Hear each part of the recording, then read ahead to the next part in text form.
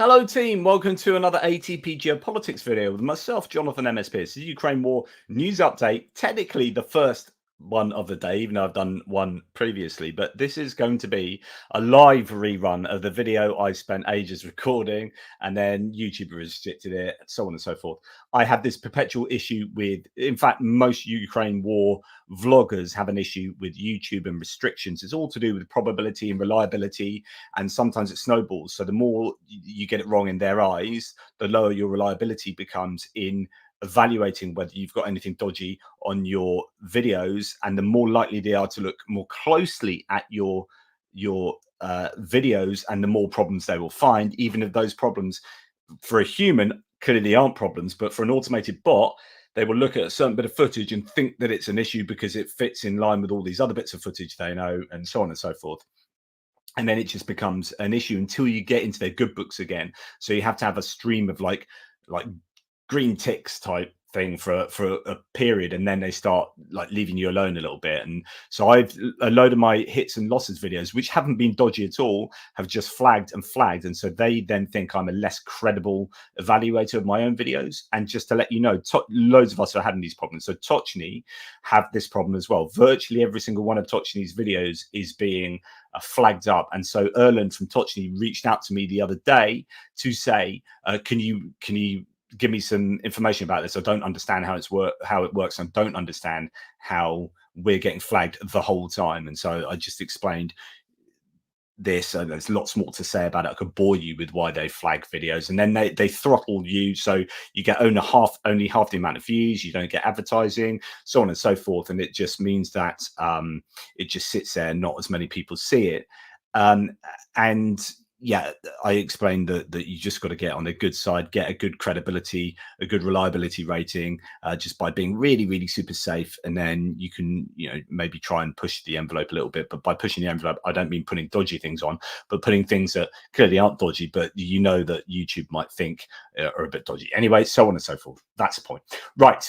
So what I'm going to do today, and by the way, I've got JR in the sidelines behind the he's under the radar, so to speak, fielding any questions, any interesting comments that you guys might have that could be something to talk about. I'll keep coming back to those comments as I normally do, but I'm going to go through my normal hits and losses stuff to discuss with you. I don't think there's been too much information that's come out since I did this like 5 hours ago, probably more than that, actually 7 hours ago.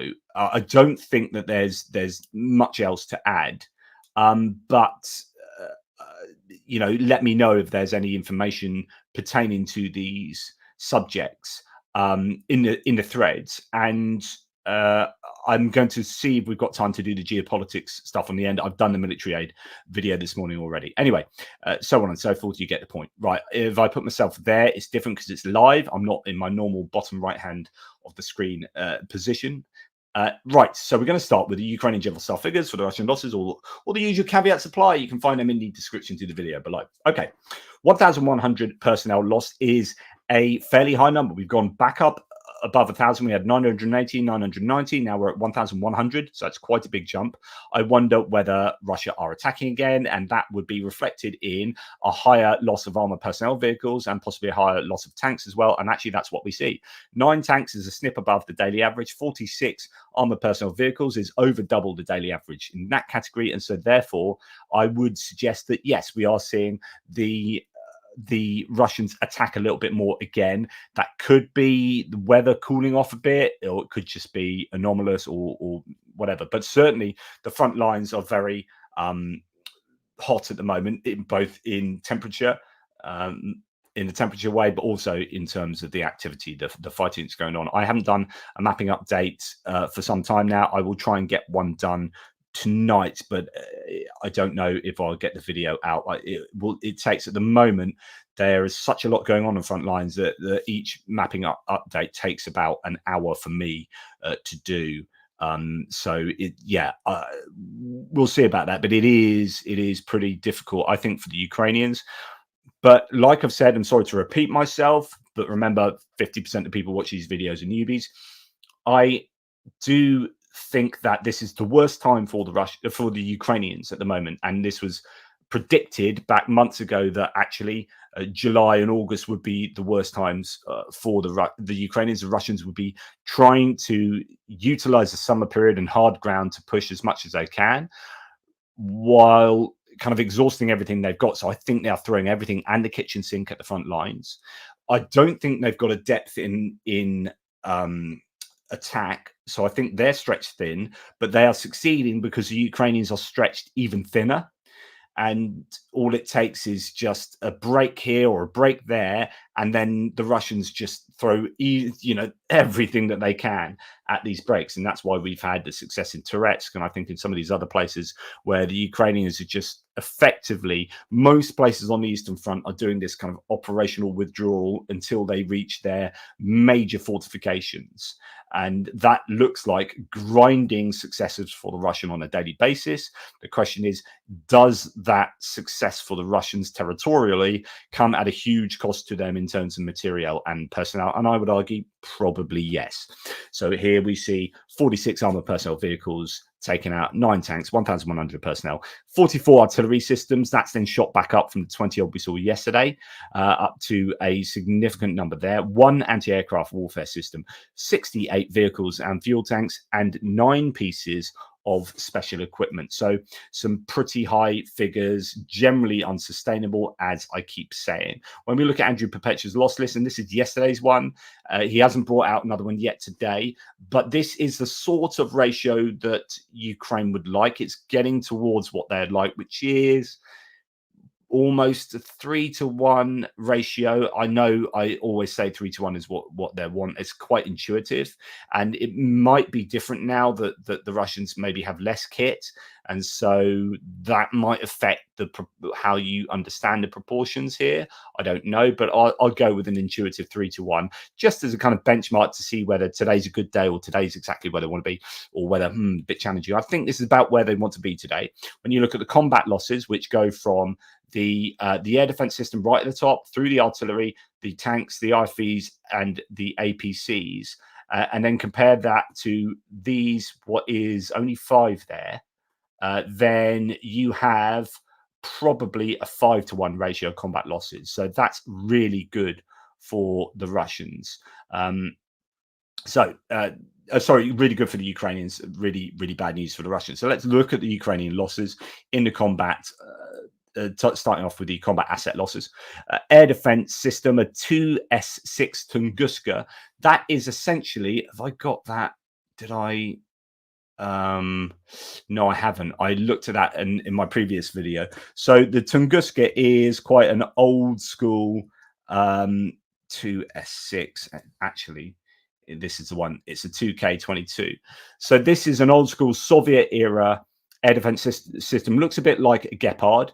Right, that's what it looks like. It does come, well, it depends what the variant is, but with like these auto cannons and possibly some missile capability on it. It's been around since the 80s. It's called the 2K22, but also the 2S6 is the other kind of nomenclature for it.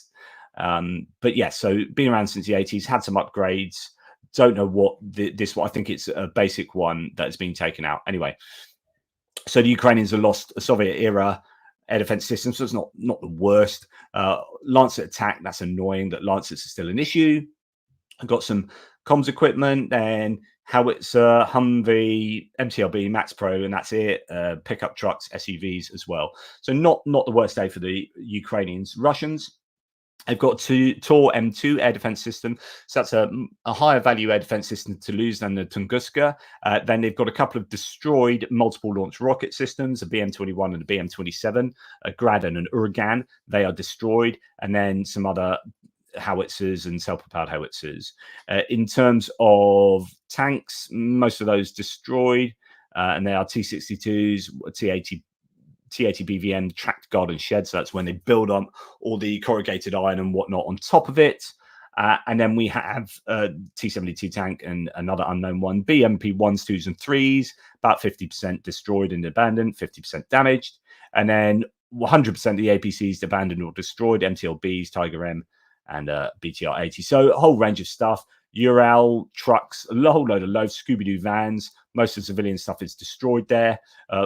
3 quads, pickup trucks, etc., etc. So I think essentially from a mass point of view, the Russians have had a bad day at the office compared to the Ukrainians. And from a value point of view, nothing too much to worry about from the Ukrainians.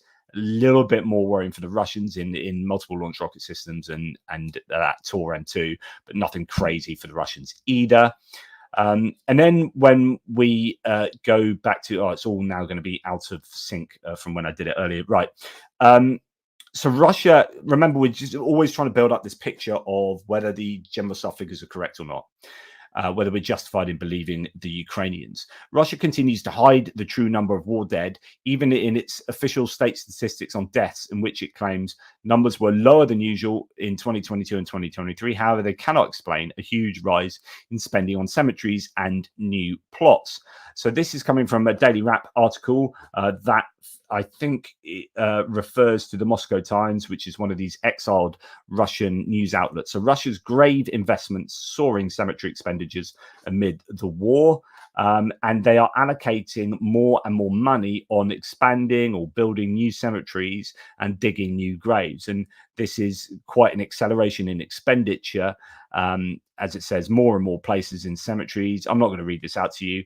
And it's accelerated cemetery expansion, so on and so forth. So again, I think we are somewhat justified in believing the Ukrainian general staff figures from all of these different angles that we employ on a daily basis. Oh, I don't want to show that. That's what got me in trouble before. That's part of a Trent Telenko thread that I'm not going to go through because it's got some maggot therapy going on there.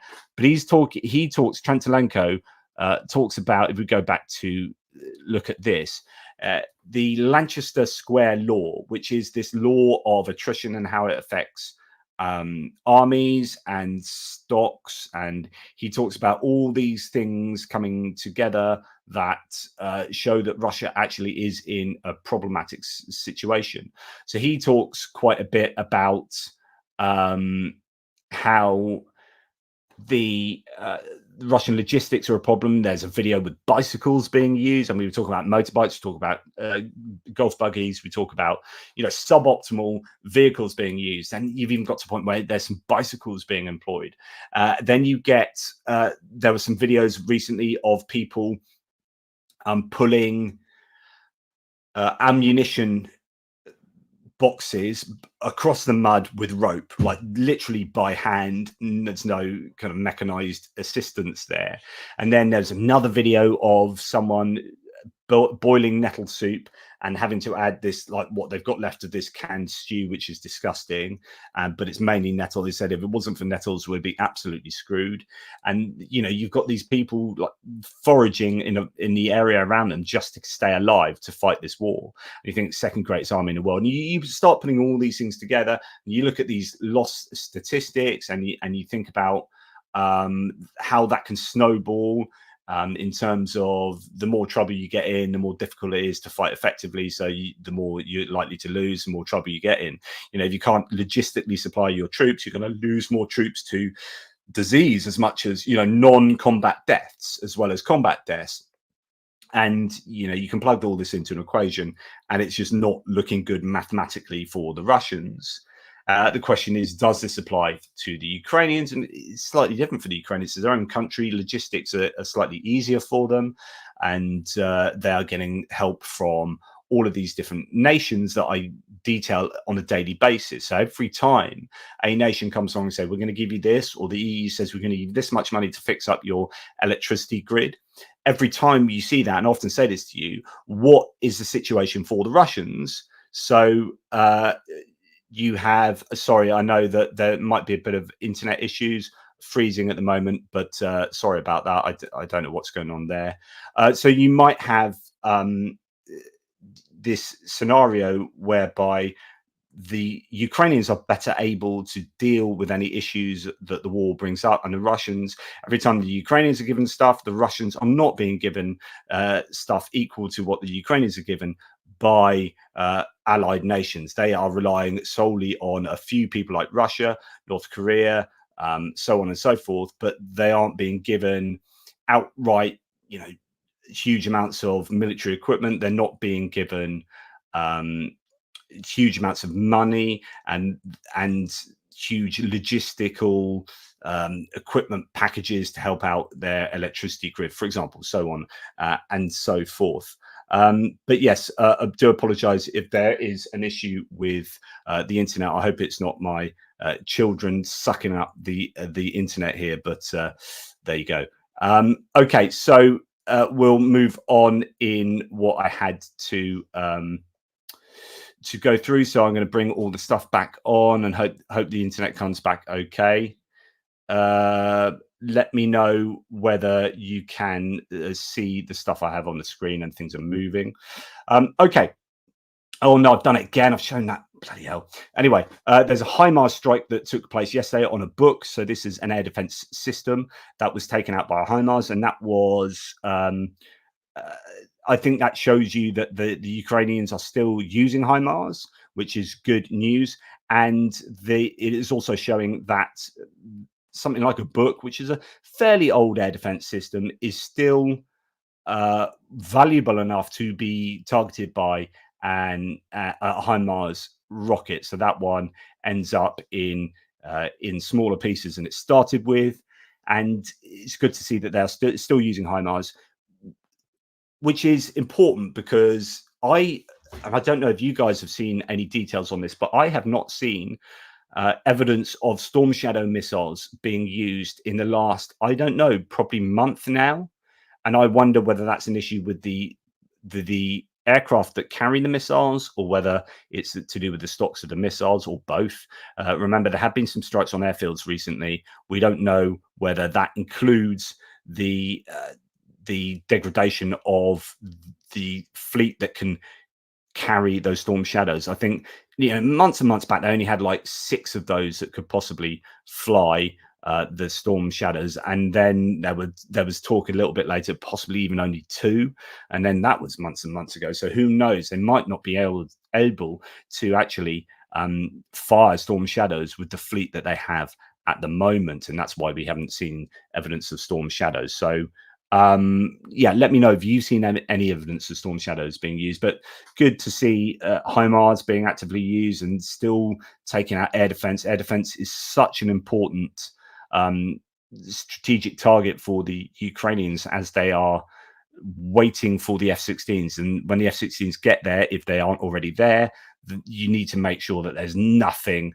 that is going to threaten the F-16s from a air defense point of view. And that's what we've been seeing since May last year, to be perfectly frank.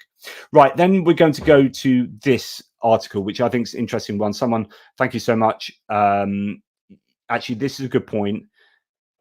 Alistair Fitchie says Storm Shadow is no good for airfields unless they have a bunker. So yes, when we talk about the airfields being struck 200 kilometers inside Russia, or like the actual Russian territory rather than occupied Ukrainian territory, and Keir Starmer said, yep, you can use Storm Shadows. To be honest, Storm Shadows is not what you're going to use anyway. So even if they could definitely use Storm Shadows, you're not going to see Storm Shadows. So it's not an empty offer, but actually, as far as airfields go, you want ATACMS, you want cluster munitions. Cluster munitions are the perfect weapon to take out a whole load of airframes.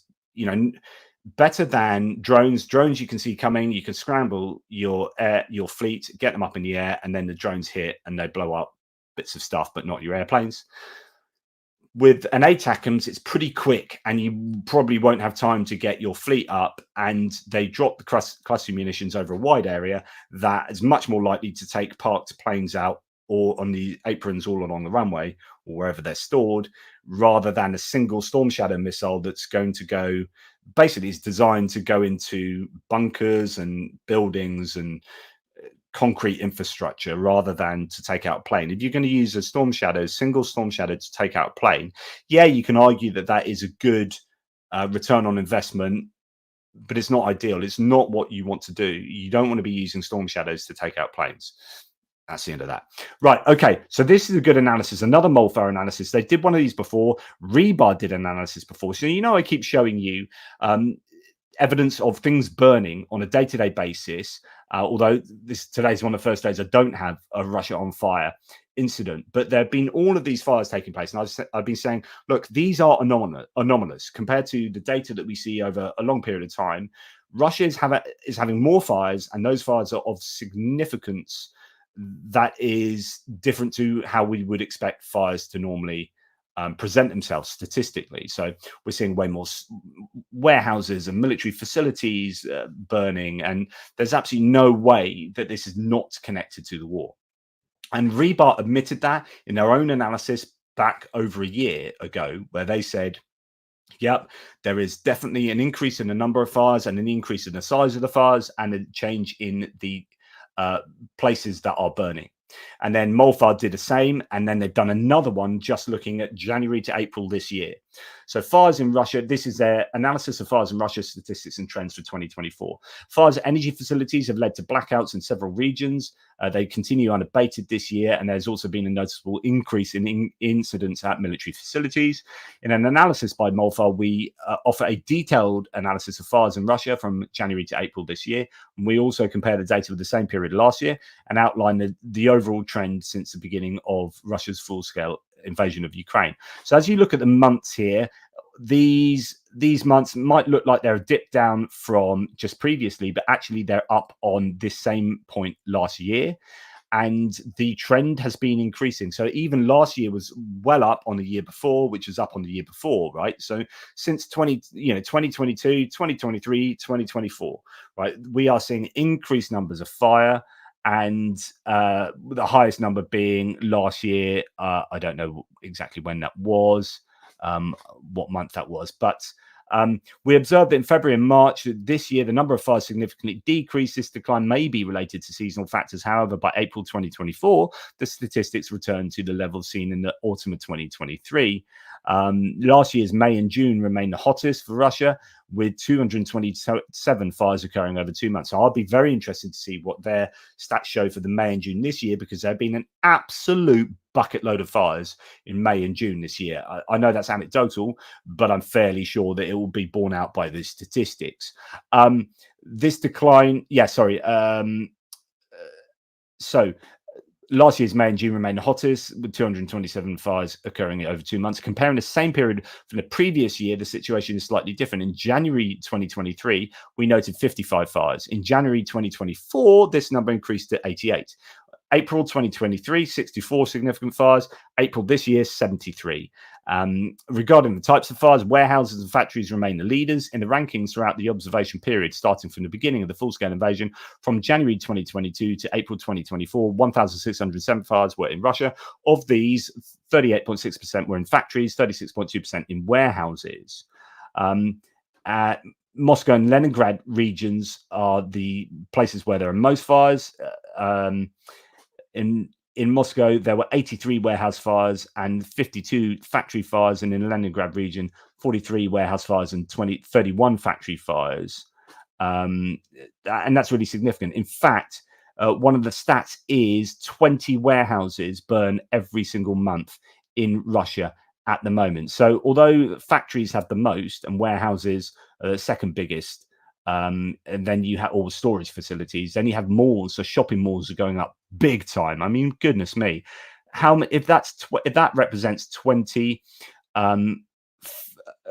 warehouse fires and other storage facilities, I guess, but 20 warehouse fires are somewhere in that statistic, then how many malls are burning a month in Russia? Just incredible. Like to see that kind of significant fire taking place that often.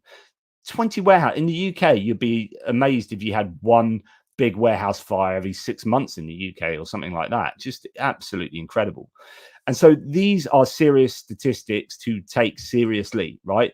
There are significant fires. Now, what causes those fires, I don't think they look at here, but you're going to have sabotage, you're going to have insurance jobs, you're going to have I don't think it's going to include strikes here. These are going to be general fires rather than targets by missiles and drones and whatnot. But and of course you've got low maintenance happening in certain places that might cause fires, etc., etc. So anyway, lots of talk about various incidents, but we'll go to the conclusion. Since the beginning of 2024, 262 fires have been recorded. Fires at energy facilities have caused blackouts in several regions in Russia. The most fire incidents occurred in the Moscow and Leningrad regions, with over 20 warehouses burning monthly. These regions seem to have the most significant fire safety problems. Additionally, we observe that Russian authorities are increasingly silent about fires. Overall, 1,607 fires were in Russia from the beginning of 2022 to April 24, and the trend appears to be accelerating. So go and check out that molfar fire analysis and previous ones they've done. This is not, I mean, I report these as often as I do precisely because they are significant and show that all is not well inside Russia. And you add all these things together with, electricity grid really struggling and blackouts taking place at the moment, like in Krasnodar we've seen over the last week, and how difficult it is for the Russians in all of these different contexts, then you understand that this war is taking its toll on Russia. And at some point, you are going to have people go, yeah, probably had enough now of this. Indeed, so here, Russian city of Krasnodar, people have begun blocking roads because of power outage. This was yesterday. They complain that they have been without light and water for over a day, as I reported yesterday. And then Max24 here is quoting, "We don't have electricity for 3 days and nights. Old people are dying here." That's residents of Krasnodar and Rostov regions. Putin's electorate blocked the roads and demanded to give light to Krasnodar. The police are already starting to hunt them down. So they're hunting down these protesters and locking them up because they don't want dissent. But this kind of public discontent is definitely not what Russia want. Now, more protests, says Tim White in Russia, over increasing power cuts. Yesterday in Krasnodar, after the largest protest, authorities appeared to divert electricity from other areas, such as Anapa and Yeysk, where these residents recorded a message for Putin after 12-hour daily blackouts. So they are not pleased.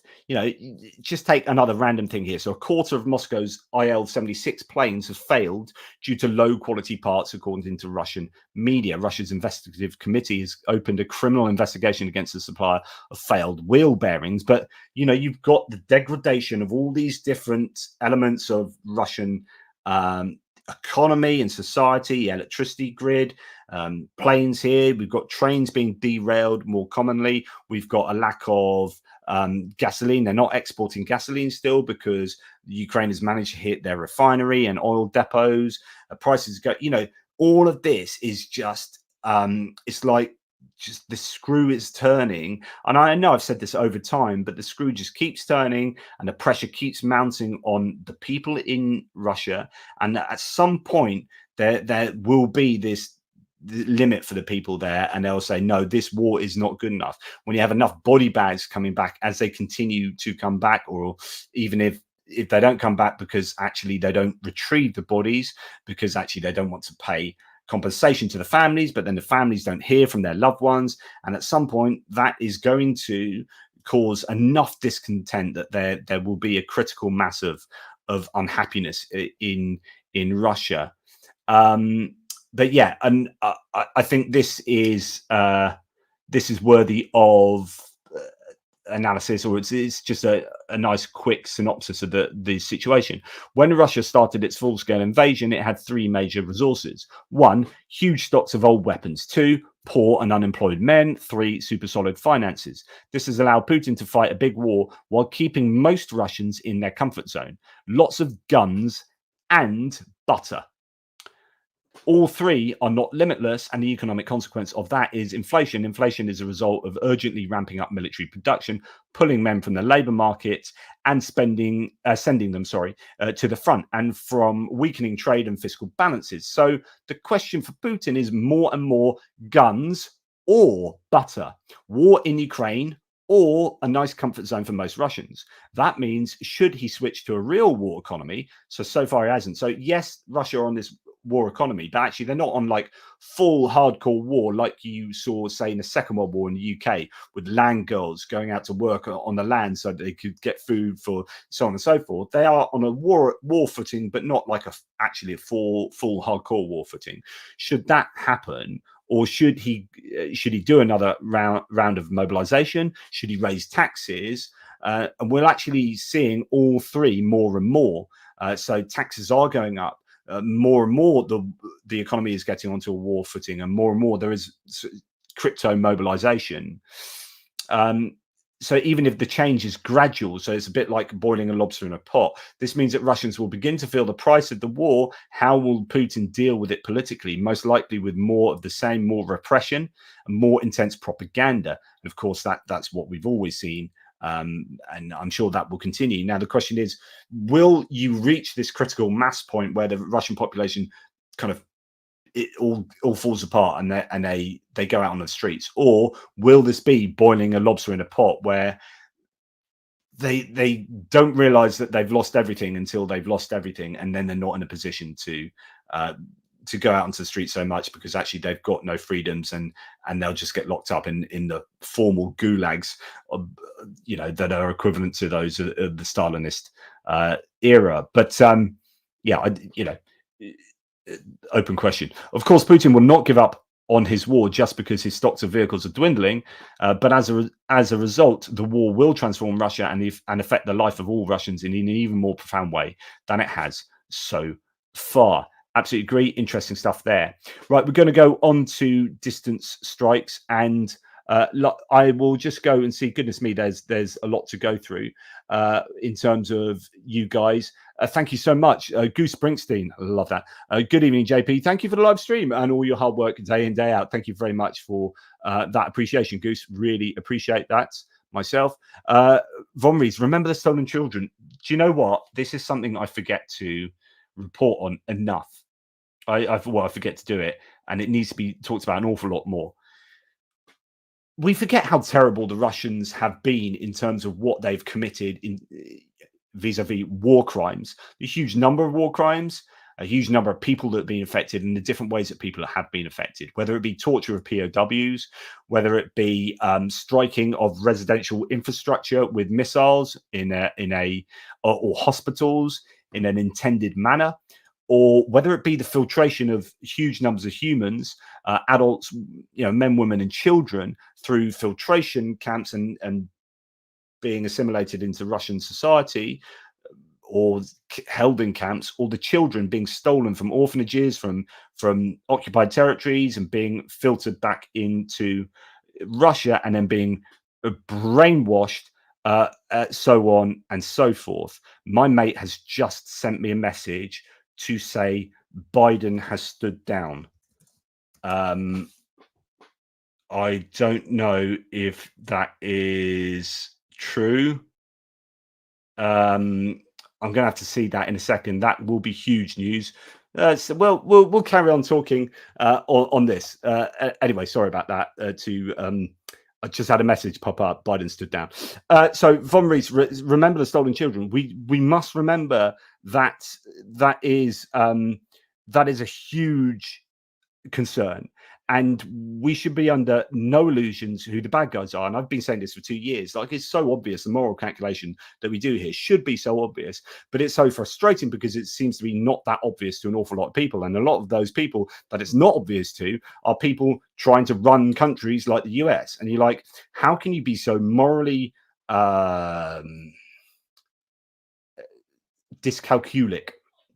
Like, how can you be unable to calculate the correct moral conclusion of what is going on here so badly that you're going to get in charge of the most important country on earth vis-a-vis supporting Ukraine and this war, and essentially not realize that who the bad guys are so obviously, and you support the wrong side? I just don't get it. But there you go.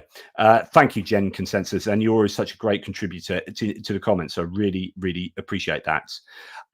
Mark Gould, super sticker. That's incredibly generous, Mark, by the way, and thank you for your Euro love there. I really, really appreciate that on this Sunday. So thank you big time, and I'll give you some more props later. Robert Pitt. And thanks, mate. Always good to have you on board. Where are the F-16s? Good question. They're not due before the end of summer, so that you've still got like 6 weeks for them to be there. And apparently, everyone is saying they are going to be there. And some are claiming they already are there. Some are claiming that actually they've been operating from Romania. I have absolutely no evidence of that, however, but that could be the case. Anyway, let's return to where I was. So last night's strikes, there were 35 drones that were shot down, attack drones out of 39. 4 attack drones did get through. There were 3 ballistic missile Iskander-M missiles and 2 KH-59, KH-69 guided missiles were also not stopped. So 5 missiles got through, and they would have caused serious damage, no doubt. And 4 drones, and that's really good interception rate for drones. But still, if a number of drones do get through and hit targets, you are going to have possibly a continued problematic degradation of Ukrainian infrastructure that is super important. And in fact, so that's 35 of 39 drones taken out. But a way to understand how important this is to look at, no, we're not going to go to that. Where are we? This is what happens when I try and redo everything, and I've already talked through it and moved everything. Right. So this is Exit, who I've had on the show a couple of times live, has said, oh dear, where are we? I'm very sorry about this. Everything's just completely no. Oh, I'll have to go and find this now. We had Shahid Tracker. Where is it? Oh, I'm going to have to find this again. Let's go over to here and look for Exit. So there was a really good thread from Shahid Tracker that talks about how the Russians have been. Here it is.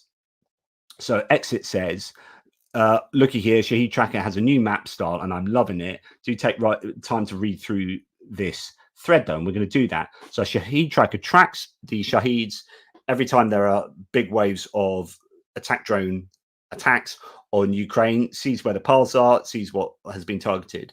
Now, this is going back to the 19th, the night of the 19th. So this isn't last night's attack where 35 out of 39 were shot down.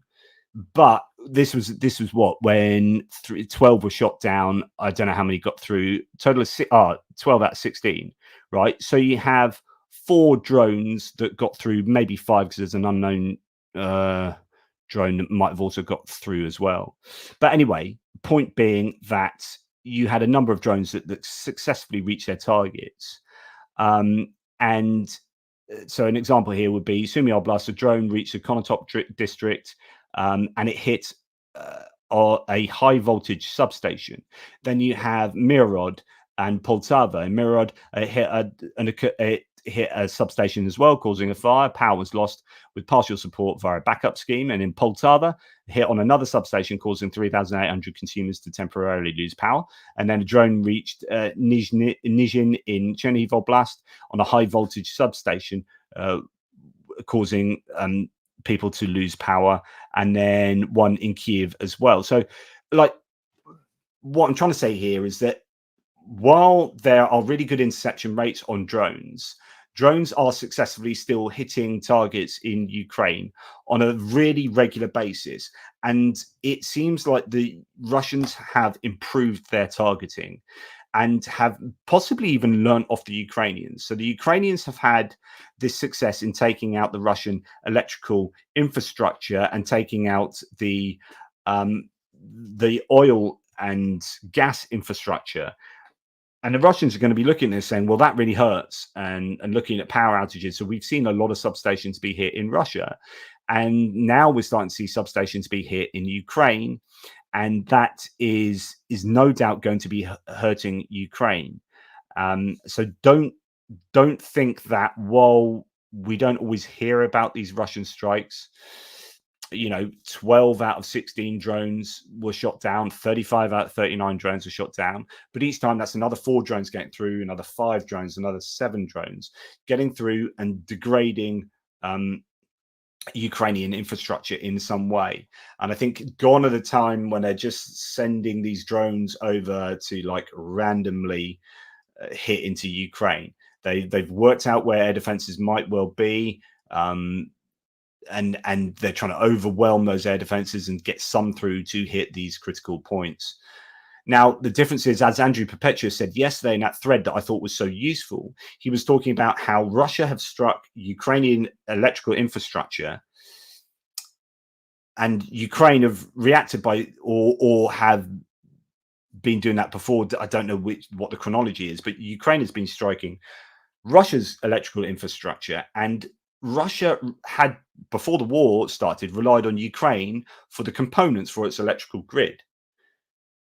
And Ukraine has been invaded, so they're no longer providing components to the Russian electrical grid system. And allies of Ukraine, i.e., the EU, the US, Canada, South Korea, Japan, Australia, UK, we're not supplying components to the Russian electrical grid system either. And when they go to their own allies, they don't provide the right equipment for that, so they can't fix their own. They're basically a bit screwed, the Russians. So they're striking the Ukrainian grid, and the Ukrainians are reacting and striking the Russian grid and saying, you know, if you're going to do that, we can do that to you. But then the Russians don't have the ability to fix that grid, and they've also mobilized most of the people working on in these positions into the war. So they've lost some expertise. They've also lost the software companies who have also been sanctioned, and they've moved themselves abroad, who would operate the software in order to fix the grid. So the reason why you're seeing rolling outages in places like Krasnodar at the moment in Russia is because the Ukrainians are doing a good job in taking out elements of the Russian electrical grid, and the Russians are unable to do anything about it. So yeah, that might be something that develops even more seriously for the Russians. Now, when I recorded this 7 hours ago, Tim White's was the only person who had this on his feed. So I don't know if this is a previous strike just with a nighttime camera rather than another reconnaissance drone piece of footage. Oh no, it's now no. There's only one other. We got Tim White, so there's only one other, and it might be referring to Tim White. So this is odd that there are so few examples certainly on Twitter of this. Anyway, what am I talking about? Well, you've got nighttime footage, by the looks of it, of a train being hit. Russia's just released the video. Oh, sorry, I don't know. Thank you. This is what happens if I don't have help, but luckily I've got help. He's a total legend. You couldn't see that. Here we have it. Russia has just released this video claiming big hits on Ukraine's army. It would explain where the Iskander missiles landed, as the Kremlin says 2 trains with Ukraine's military and equipment were hit in Donetsk. They claim 240 soldiers killed. Now, this is potentially a huge story, right? So you would expect this to be all over the socials if this happened. Like Tim White first reported this at 8:53 this morning. We're now coming on for 7 o'clock at night UK time. So this is almost 12 hours ago, and there is no other evidence of this online or on Twitter. There might be other evidence of this on Telegram and elsewhere, but so all I'm saying is caveats need to be applied here. Now, we have a train that's been hit by Iskanders. I would be really suspicious of claims of 240 people dying. First of all, 240 people sleeping on a train at night seems rather weird.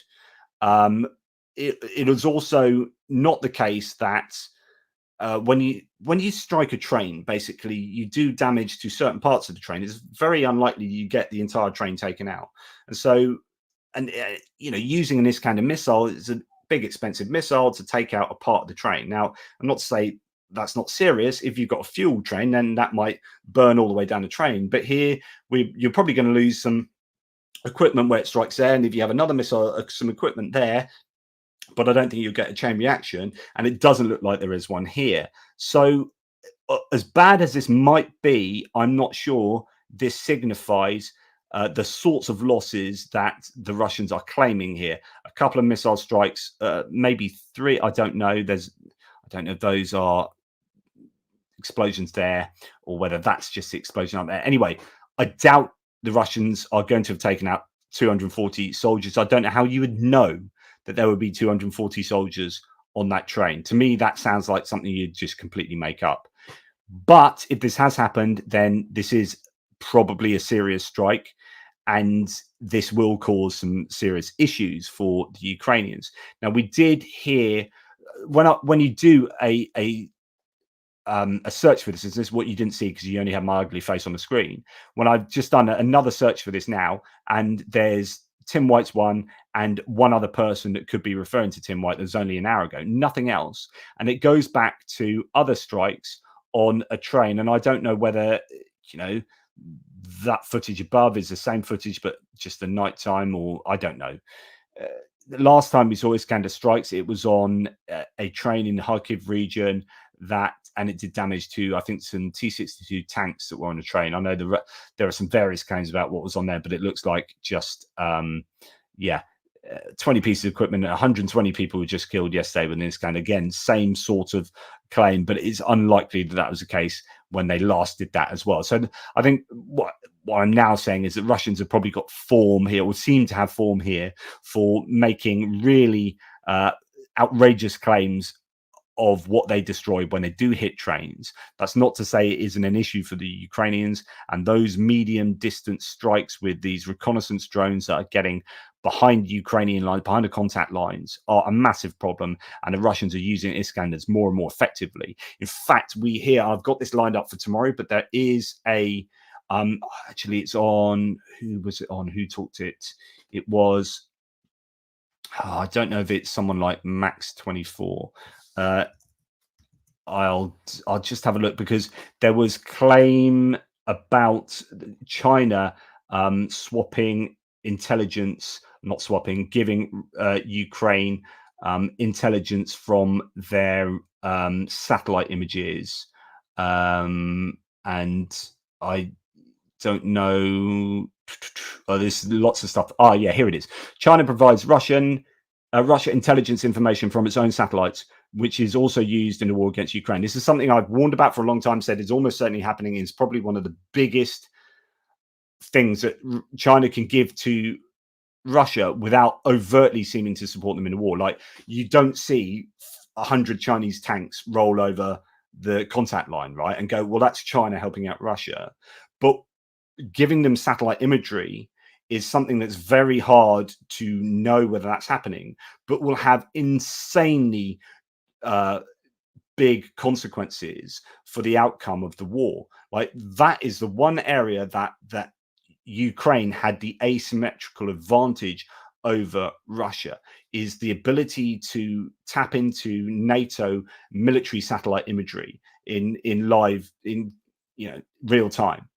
Russia had very poor satellites that were out of date, some of them non-functional up in space, that appeared to be not fit for purpose. If they are now pulling on the Chinese to get their targeting, then that's a real concern for the Ukrainians for sure.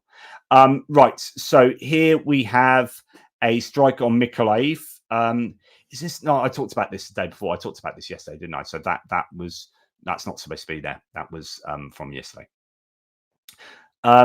Now we're going to go to more satellite imagery here from the Milarovo air base in the Rostov region. It wasn't struck last night, it's the night before, but satellite imagery has come out to suggest that 3 elements of the air base were struck.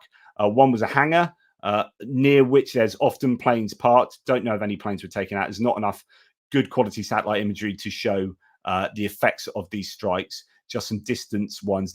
So we've got an area of basically fields that are on fire, and the thought is that would have been an S-300 or similar air defense system positioned nearby, and fuel and lubricants, not the big I wonder if we can go back to the original. Yeah, so that is that possibly the hangar? That was where the fuel and lubricants were, and that was maybe that's where. Or that could be the field, and that's where the fuel and lubricants.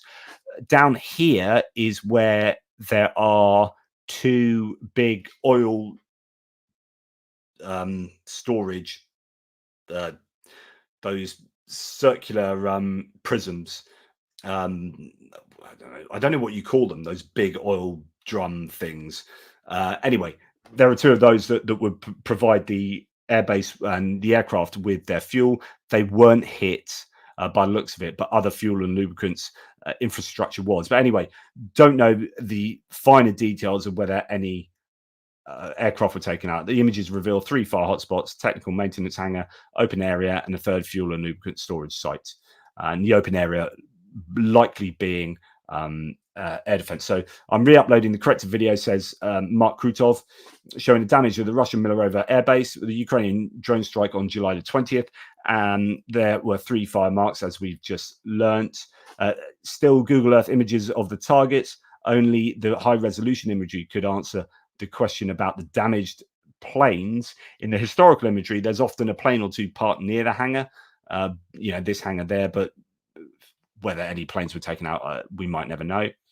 And then Russia is increasing the number of Tu-95MS near Ukraine. Last week, the transfer of 3 extra bombers from the Far East, from AB Ukrainka to Olenia and Engels 2 air bases was noted, according to tracking. The purpose of such a transfer is unknown. Currently, 18 equipped aircraft are in service in the 2 airfields, 14 at Olenia and 4 at Engels. Now, that could be that the Russians are struggling with maintenance. The planes need replacing or need rotating, so they're bringing in other airframes. It could be that some have been lost through sabotage or strikes or something we don't know about that's happened to Engels or Alenia. Or it could be that they're ramping up sorties to drop even more missiles onto Ukraine. So any one of those are perfectly plausible. Don't know what the outcome to that will be, or what the rationale is behind it. And then on to other bits and pieces. I've already gone through the other bits and pieces as I was adding to a point I was making earlier. I'm just going to look at some of your comments, but while you've got my ugly mug on the screen, I just want to see whether my mate is correct in Biden stepping down. Yes, he is stepping down. He's given... Right, okay. So, my goodness, he's announced he will no longer be running for president. Breaking. Okay, here we go. So, my goodness, you're live when this is... I'm live when this has happened, and this is massive, massive news. Right, okay. So, here is his statement. Right. My fellow Americans, over the past 3.5 years, we have made great progress as a nation.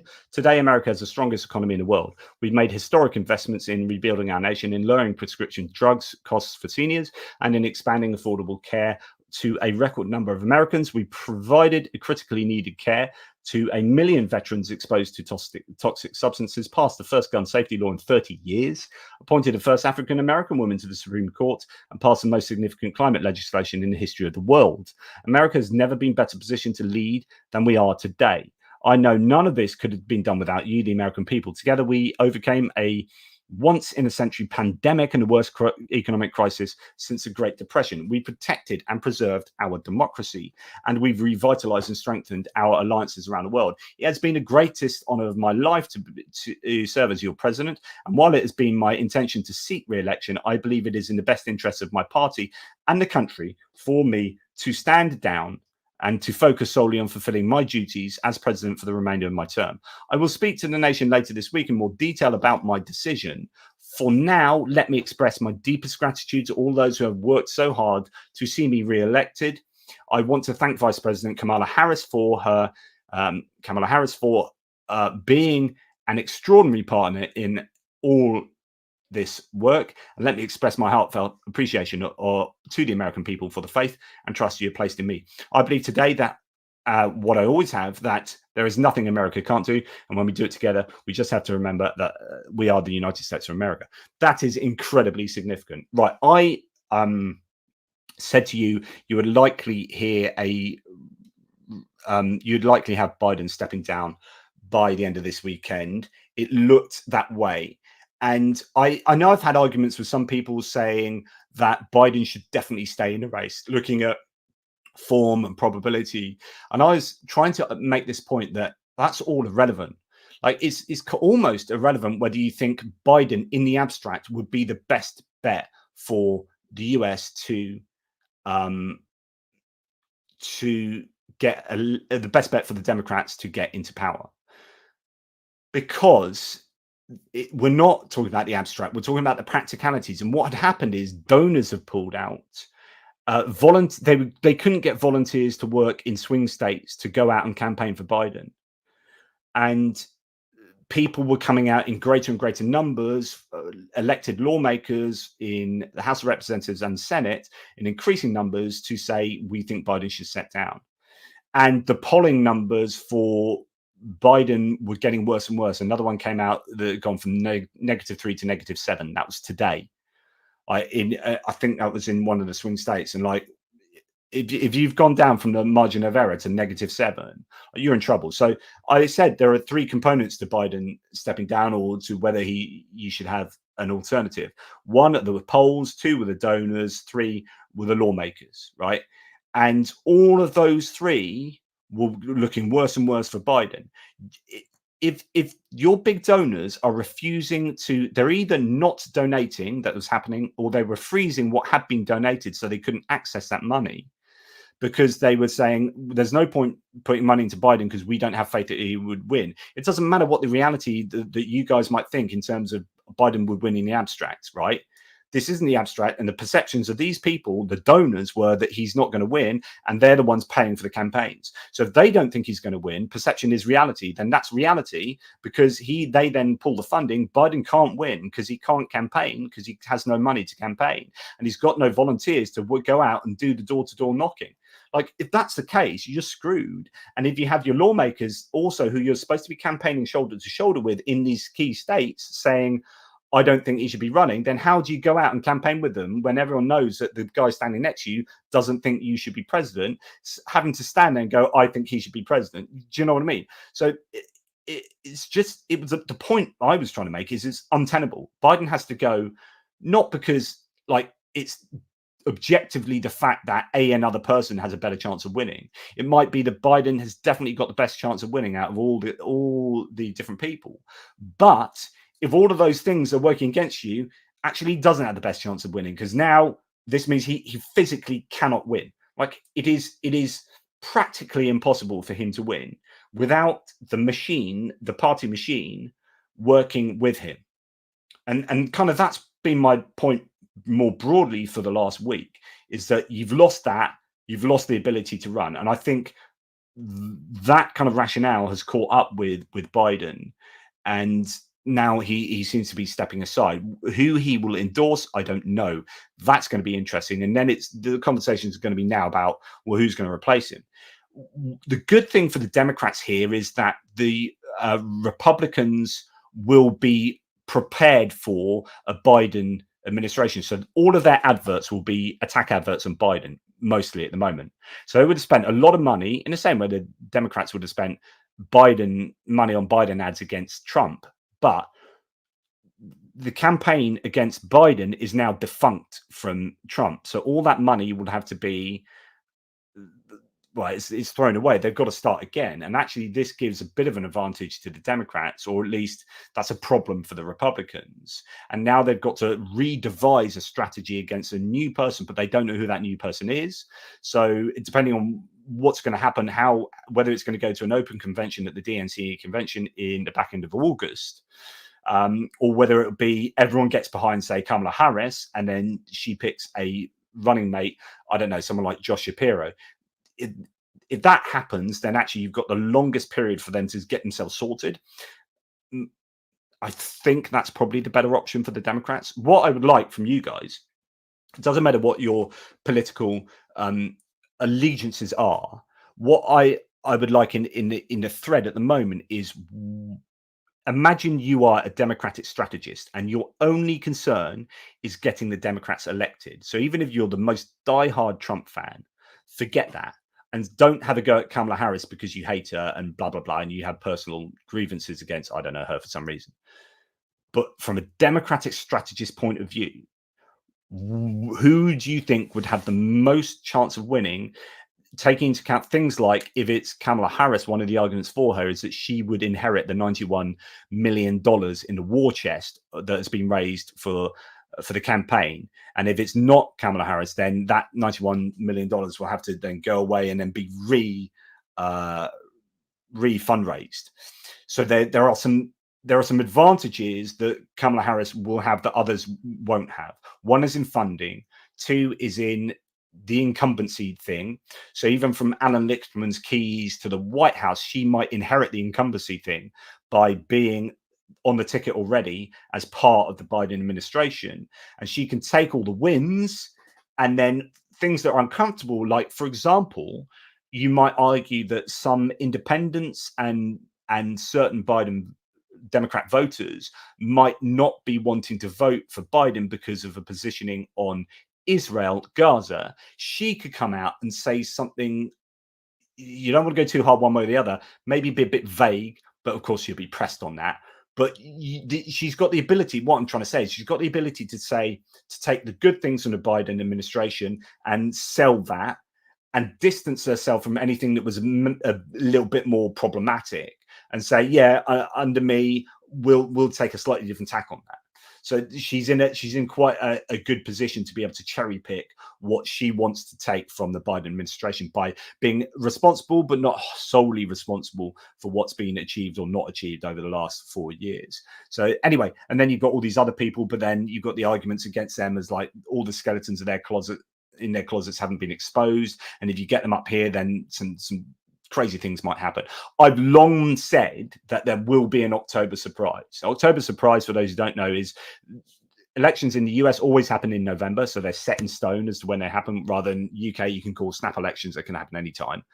They happen in November, and usually in October, usually you have a surprise. Both sides will try and release something into the information spaces that is really damaging for the other person. So if you remember, I mean, it didn't work, but you had the Access Hollywood tapes where you had the hot mic of Trump and, handling nether regions of the fairer sex, if you catch my drift. And that was really terrible, but he still managed to get elected on the back of it. So, hey, who knew? But the idea is that just before the election, you release something really damaging, and that blows a hole in their campaign. The prevailing understanding is that the Democrats do have a recording of Trump using the N-word. That's one thing that is definitely out there, that he used in and this has been a rumor for a long time, but now I think there's an NDA that has expired. That means that recording can now come out, whereas it couldn't previously come out. And as a result, they're keeping that back to release in October as the October surprise. And if you're trying to court the black and brown vote, if Trump then is known to have used really dubious language, offensive language for a key part of the electorate, then that could really go in favor of the Democrats. Now, if that is true, and I do believe it is true, having looked into this previously, as in, there have been for a long time been claims about this, but the recording does exist. Then, I think with a re-energized Democratic electorate and campaign, and with some really controversial October surprises, you could have a very real chance for the Democrats to get in. But anyway, we'll come back to that a little bit later. We'll go on to other things to do with the Ukraine war more directly in a second. Just going to go back to some of your comments. Gen Consensus: Europeans love to make big announcements in the media, but back in reality, Ukraine is lucky to receive half of the promised aid and ammo. This is a problem, actually, that there are, and it's not like they'll never get it, but it just takes an awful lot longer for the Ukrainians to get the stuff that they are promised. And this is what happened with the British aid, to be perfectly honest. You had a change of government. Keir Starmer and John Healey, as the Secretary of Defence, came in, and they said, right,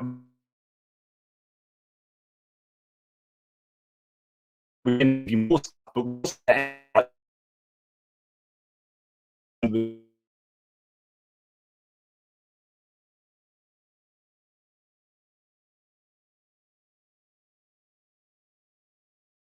so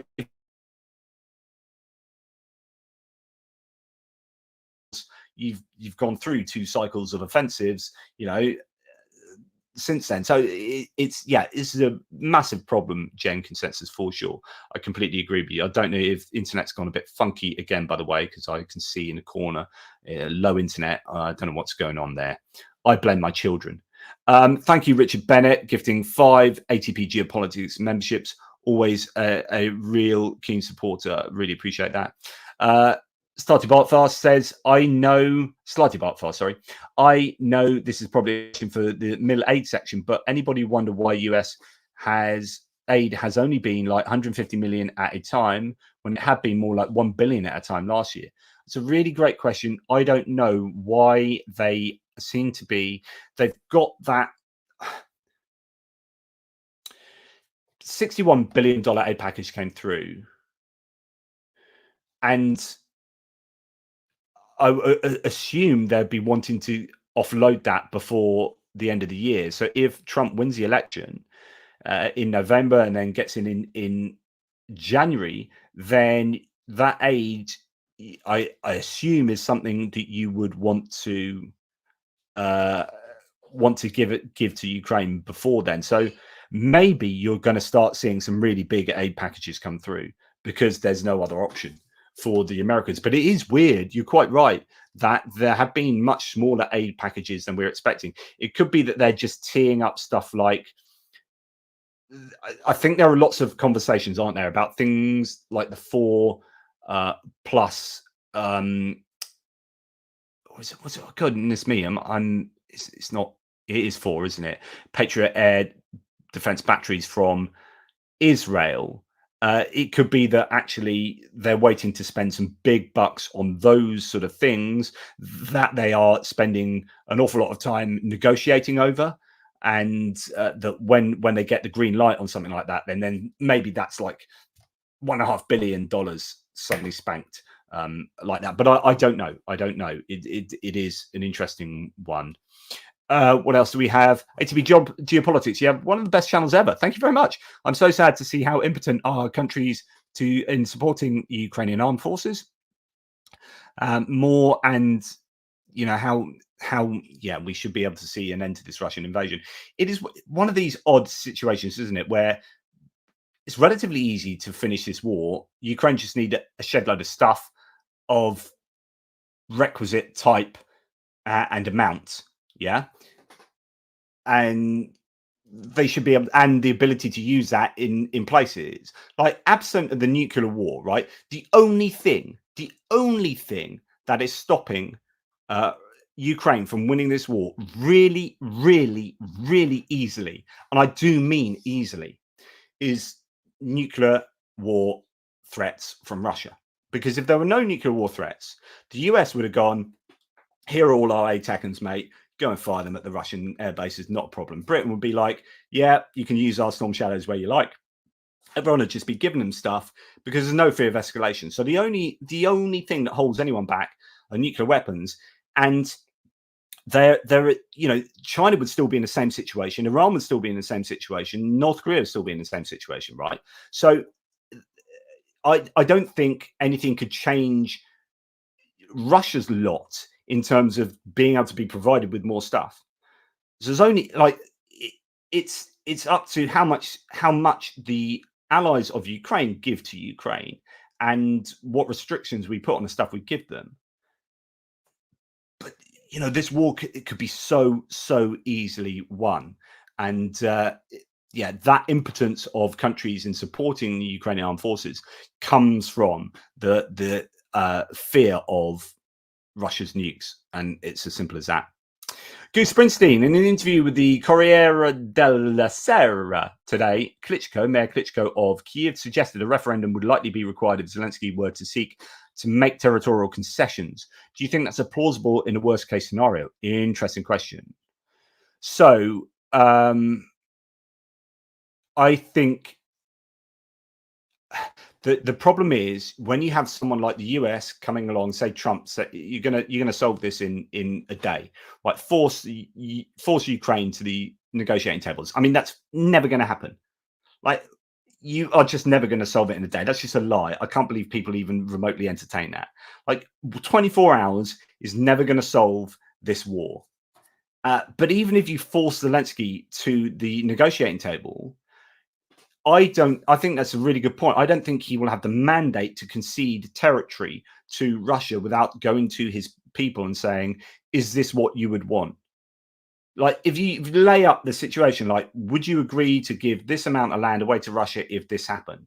And if the people agree to that, then he's got a mandate for doing that. But if he doesn't do that, then there's an argument to say that he's making these big decisions on behalf of the Ukrainian population, but without recourse to asking the population. So I think it would be very sensible for him to get a really solid understanding of what the Ukrainian people want, so that he is at least somewhat reflecting their wishes rather than dictating to them what should take place. But yes, so that's a really good point. And yeah, just the idea that third parties can dictate to Ukraine, you know, the idea that the US would be negotiating by proxy, like on behalf of, not even on behalf of the Ukrainians, but on behalf of, really, by the sounds of it, if you listen to people like JD Vance and the people around Trump, it's not so much Trump, it's the people around him as much as anything. And you listen to them, you think, right, if they're forced to a negotiating table, these people would be forcing Ukraine to negotiate in a way that benefits Russia. And I just can't believe that countries would do that, that's supposed to be allies. I'm liable to go off on a big rant, so I'll hold back on that for the time being. We'll look just briefly at the geopolitical stuff here concerning the Ukraine war. A few bits and pieces to go through as ever. Hungary faces a fuel crisis as Ukraine cuts off Russian oil supplies, according to Politico. Budapest fears a supply shortage since 70% of oil imports come from Russia. Hungary could release some of emergency strategic reserves, which would last for 90 days. This is a real high risk thing from Ukraine here. Fico, who's Slovakia's leader, criticizes Kiev's sanctions against Russian oil in a call with Shmyhal, the prime minister of Slovakia. Quote, Slovakia doesn't intend to be a hostage to Ukrainian-Russian relations. Ukraine doesn't intend to be a hostage to what you want in terms of the outcomes of this war being aligned with Russia. So that works both ways, right? Anyway, it's interesting that they seem to have turned off the oil supply to Hungary and indeed possibly Slovakia as well here. Jakub Janowski says, I bet Ukraine will be willing to exempt their deliveries and those for Hungary in exchange for an appropriate shipment of military aid. So it's up to the Slovak and Hungarian governments to show some flexibility if they want something. Slovak Prime Minister Robert Fico criticized Ukraine's sanctions against Russian oil company Lukoil. During a phone call with the Ukrainian Prime Minister, Fico called the sanctions senseless, arguing that they harm some EU countries more than Russia. He stated that Slovakia does not intend to be hostage, etc., etc. Slovakia's Slovnaft refinery will receive 40% less oil than needed for processing. Oh, boo-hoo, Ukraine will say. Boo-hoo. We're at war with these guys, and if you want to make money out of these guys coming through our country, then you need to play. You need to accord with our demands and align with us, and with all these other people around you. By the way, the EU's happily supporting Ukraine. You guys aren't. You're expecting us to give you money through our logistics from Russia.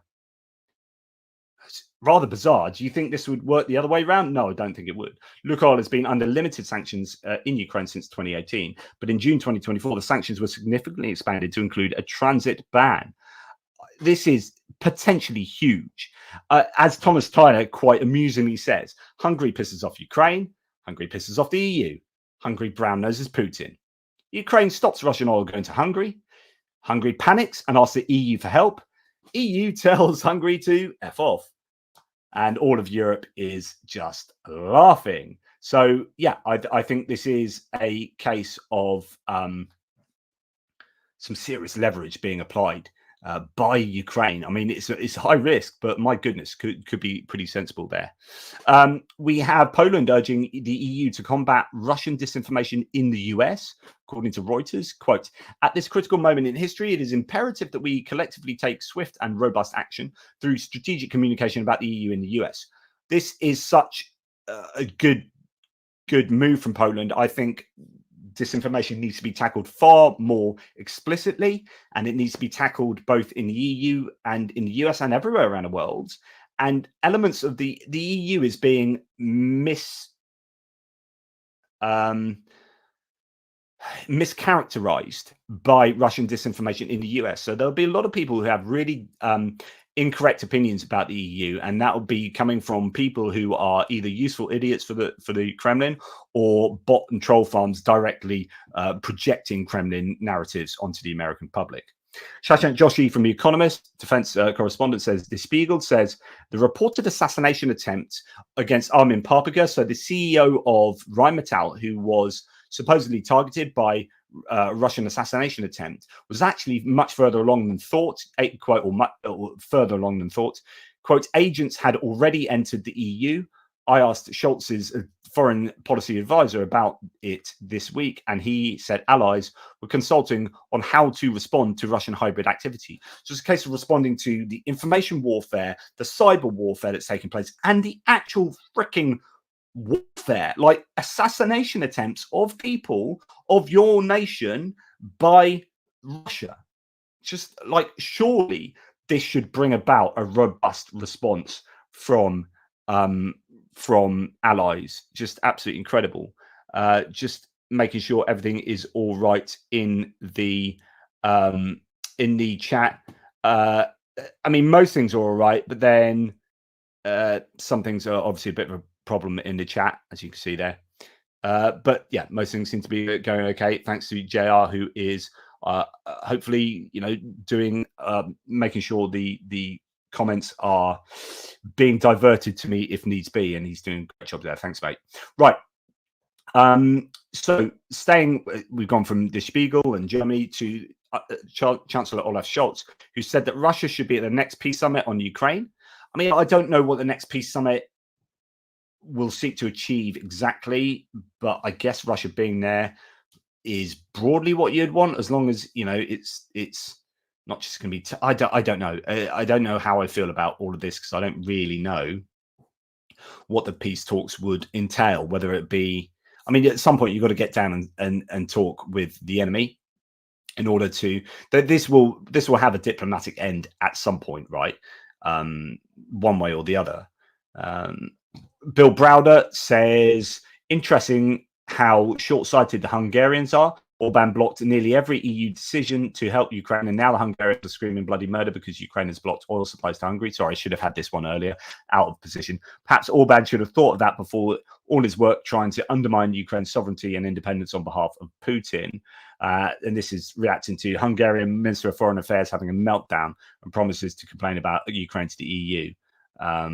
So yeah, boo-hoo. Right, so moving on to US politics a little bit with regard to Ukraine. Boris Johnson, I did report this. He's written a piece. I can't remember where he's written it. Was it Daily Mail editorial or somewhere? Anyway, Boris Johnson has said that Trump has the power to end the Russia-Ukrainian war on Kiev's terms. So Boris Johnson is a massive supporter of Ukraine, but also he'd previously been and spoken to Trump on matters of concerning Ukraine to get a bit of a change of opinion from Trump. Trump got Vance as VP, and Vance is much stronger against Ukraine even than Trump. And Trump wasn't going to choose Vance the way I understand it. Vance was chosen on the behest of people like Tucker Carlson and Elon Musk, who were and others who were pushing Vance. And those people are much more aligned to the pro-Russian stance. And Trump went along with that. And he's now got JD Vance. He probably didn't want JD Vance because JD Vance slagged him off like big time for 4 years. And Trump holds a grudge, and he will find that very hard to deal with. But he seems to have sunk that and taken on JD Vance on the behest of others. But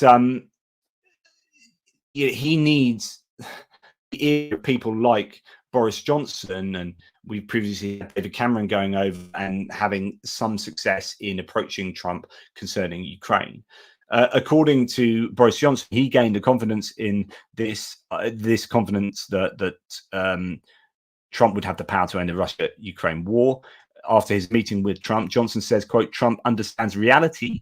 Ukraine's defeat will be a massive loss for America. Now, that's huge. If that's actually that's what you want Trump to have. You want Trump to have this understanding, because I don't think he does. I don't think he fully understands international geopolitics very well.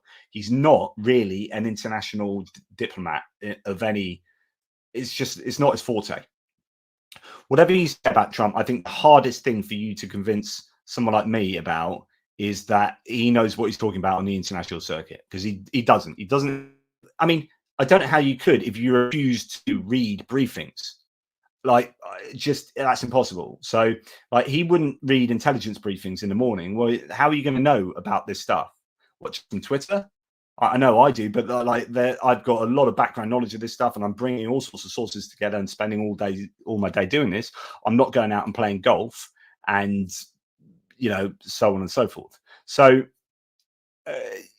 he does need to be educated, but the problem is for every Boris Johnson that occasionally meets Trump, he's spending all day and every day surrounded by people like his own family members who are disinforming him concerning Ukraine and Russia. And John Ridge rightly says here, as I've said before, the challenge isn't Trump himself, it's those in his circle. Let's not forget H.R. McMaster almost talked him into a first strike on North Korea. His closest foreign policy advisors are people like J.D. Vance and Elbridge Colby, who are decidedly in Russia's corner. Absolutely, 100%. It is a real worry. Trump's policy on Ukraine, quote, will lead to concessions to the Russia that will be destructive for Ukraine, said former Trump National Security Advisor John Bolton in an interview with CNN. Now, we know John Bolton's views on this. He's written a book on this. He was Trump's, like, you've got to remember that it was 40, I think it's now 38, a couple of them back, but 40 of the closest people who worked with Trump in that 4-year administration from 2016 to 2020, 40 of the people that know how he operates, including his own vice president. His own vice president will not endorse Trump. I don't understand how people are still behind Trump who are just average Joes on the street, right? And yet everyone that actually worked with Trump refuses to work with him and refuses to endorse him. Surely that's got to tell you something. Surely it's got to tell you something. Trump has no idea how he's going to negotiate to an end to this war, except I think his commitment to Putin will lead to concessions to the Russian side that will be devastating for Ukraine. Exactly. That's the only way it can be read. He called Trump's plans to establish peace in Ukraine madness, and that said that the United States is not helping Kyiv out of mercy. We help Ukraine because it's the core of American national security. We are talking about hardline American interests that neither Trump nor Vance obviously understand, he added. So again, really damaging critique of Trump's positioning on Ukraine. However, Trump has spoken to Zelensky. So I spoke with Donald Trump, says Zelensky, to congratulate him on the Republican nomination and condemn the shocking assassination attempt in Pennsylvania. I wish him strength and absolute safety in the future. I noted the vital bipartisan and bicameral, so that means Senate and Congress, American support for protecting our nation's freedom and independence. Ukraine will always be grateful to the United States for its help in strengthening our ability to resist Russian terror.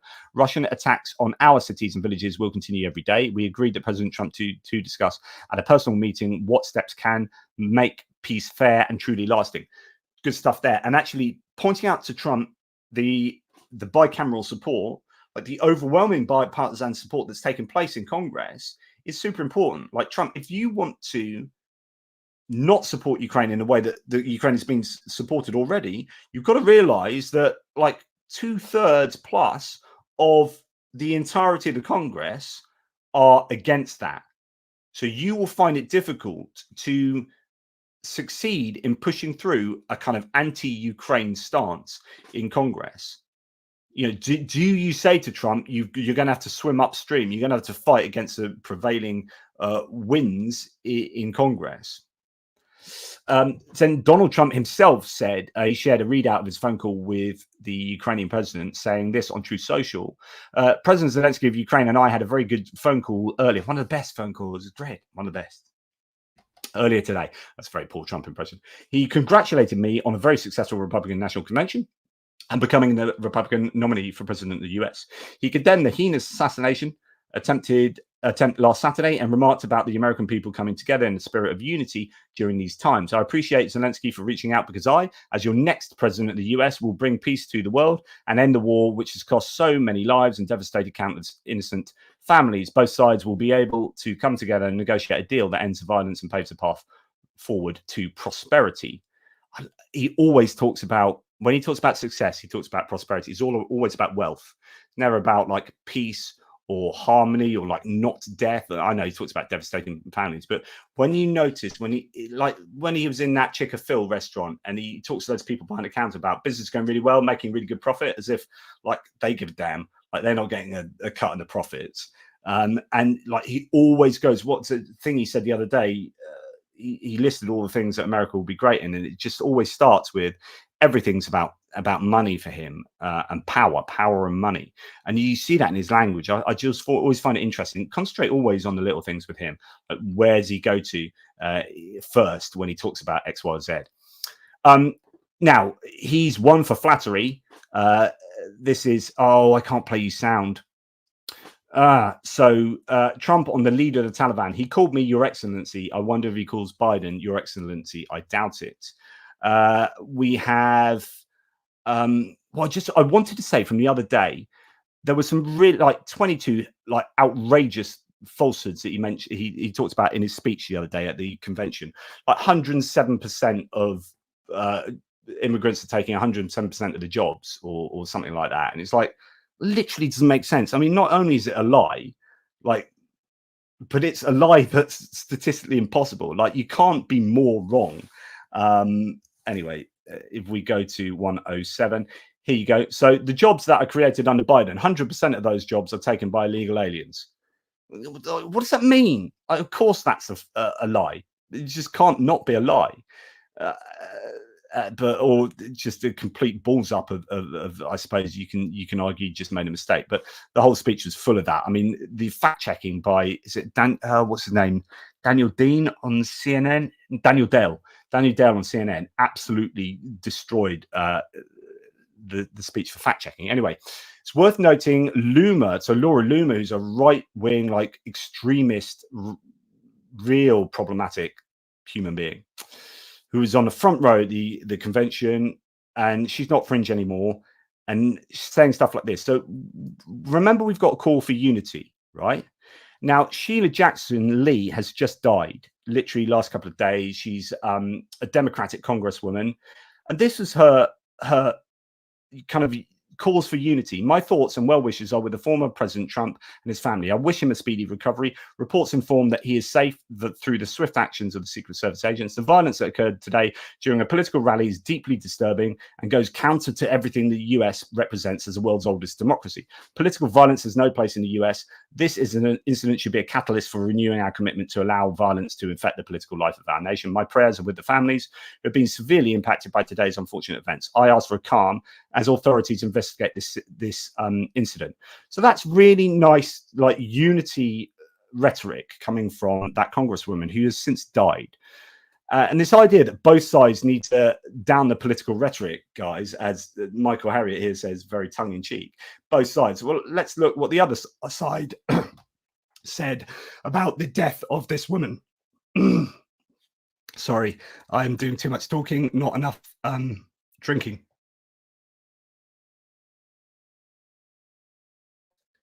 Anyway, I'm back. So Laura Loomer, who's a terrible human, but yeah, this is her rhetoric. You know, everyone needs to calm down. Let's have nice rhetoric.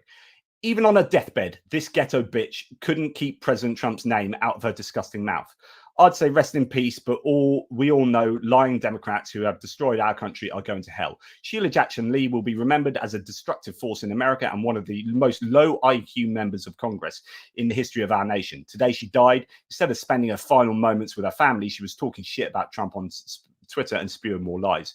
She won't be missed, but I'm sure she will still be voting Democrat this November, in other words. And I'm going to throw in a dead people get to vote because fraud like claim at the end there. And that's like, really, is that the rhetorically where we're at? Mehdi Hassan says new tone, unifying, healing. If you're a journalist who wrote any of these things in an article, headline, or live cable hit, quit your job now, do something else with your life. You're an embarrassment to the profession. So this is, and I can't play you this, but this is Trump saying, Kamala, I call her laughing, Kamala. Have you seen her laughing? She is crazy. You can tell a lot by her laugh. She's nuts. She's not as crazy as Nancy Pelosi, though. Like, and he's supposed to be like calming it down. Like, he's just been shot at in an attempted assassination, and he's just still ramping up the rhetoric. But here's worrying. So going back to Ukraine and China and problems going forward. So, and again, I'd love to play you this because it's just really, really problematic. I'll read it out to you. This is what he said in a rally just, I think, was it last night? Oh no, I don't know where the closed caption's gone now. I thought there was. Oh, it's gone. Have I got? Oh, there it is. So, okay, he said, these killers, these are sharp. You know, the press gets angry. They said, is President Xi of China, is he a smart man? I said, no, he's a brilliant man. He controls 1.4 billion people with an iron fist. He makes guys like Biden look like babies. They don't even know whether they're coming or going. And yes, he's the next day. Trump calls him brilliant. How dare you? No, I know that these are closed caption subtitles, so a bit problem. No. Okay, let's say he's not a smart man. Okay, whatever makes you happy. No matter what you do, I say he's a brilliant man. They went crazy because I called him brilliant. So I'm just going to have to say it's okay. He's okay. So on and so forth. I mean, the difference between, say, someone pointed out to me today that a BBC article said that President Xi was brilliant at doing, you know, what? Yeah, you can say Xi is brilliant at achieving this end. So that's a brilliant way of achieving that. If you're fine with that framework of being and of politics, the sort of brilliance that's being evoked here by Trump is an adoration. By saying, like, I adore what this guy does. Like, I like what he's brilliant, what he does, because I want to be like that. And we've heard him say that with King Jong-un, saying, I want my people to sit up and listen like King Jong-un's do. Now, remember that hot mic incident. And so we have this situation where possibly the future president of the US is still fawning over all the wrong people around the world. Xi Jinping, Putin, King Jong-un. To the point where, you know, Trump calls Putin and Xi smart, tough leaders at a campaign rally. Russian President Putin and Chinese President Xi Jinping are smart, tough leaders who, quote, love their country, Trump said at a campaign rally in Michigan. And Republicans against Trump here have said, just in the last 72 hours, Trump has said that Kim Jong-un misses him. Trump said that he kind of liked that when the head of the Taliban called him Your Excellency. Trump praised the Chinese dictator Xi Jinping, saying he's a brilliant man. He controls 1.4 billion people with an iron fist. Trump said that Viktor Orban wants him back in the Oval Office. He said that Putin will release Evan Gershkovich only if he wins in November. Trump praised dictators and autocrats. They're all smart, tough. They love their country, adding getting along with them is a good thing. And Donald Trump is utterly unfit for office, they say here. So, like, I get the idea of, yeah, you want to talk with these people and you want to negotiate with them. But if you're trying to negotiate with people and they know that you are really vulnerable to flattery and that you really appreciate their dictatorial status, then you have leverage over Trump. Trump is very easily manipulatable, right? You just need to flatter him. Which these guys do. He is so easy to be used by dictators from other countries that Trump himself becomes a national security risk. Like, I'm not going to apologize for my position on Trump. You convince me otherwise. You show me that his approach to saying how wonderful these people are isn't a problem. It just, I think it's prima facie an issue. And when you've got Russian propaganda now coming out and saying Vance is wonderful, he's even tougher than Trump, you've got a recipe for disaster if these guys get in November for Ukraine. Russia are loving it. Trump is standing up in rallies, giving fairly obsequious adoration sentences concerning these dictators at rallies. Like Russia, Putin must be laughing every night at the state of affairs in the US. He's like, we have compromised the US. We've got Marjorie Taylor Greene and Matt Gaetz saying all these wonderful things on our behalf in Congress. We've got JD Vance now as a vice president pick, along with Trump, who are going to end this war and screw Ukraine over. Putin is waiting for November with excitement, because if Trump gets in, that will be all his Christmases at once. At the moment, Russia is finding it really, really difficult. But I think their hope is a Trump presidency, and I think that will be really significant. Fiona Hill has just been saying recently, and this is super worrying. Like, I can't tell you how worrying this is. A Musk tweet clearly is a message from Putin. So she's actually British, but been involved in American politics and was part of the previous administration. She said, okay, I'm going to read this out from The Hill. Fiona Hill, a Russia expert who served in the National Security Council under Trump, said billionaire Elon Musk was, quote, transmitting a message for Russian President Putin when he tweeted out a proposal to end the war earlier this month. Hill told Politico in an interview published Monday that before Musk tweeted out his so-called peace proposal earlier this month, had made a similar statement at a September event in Aspen, Colorado. So this is,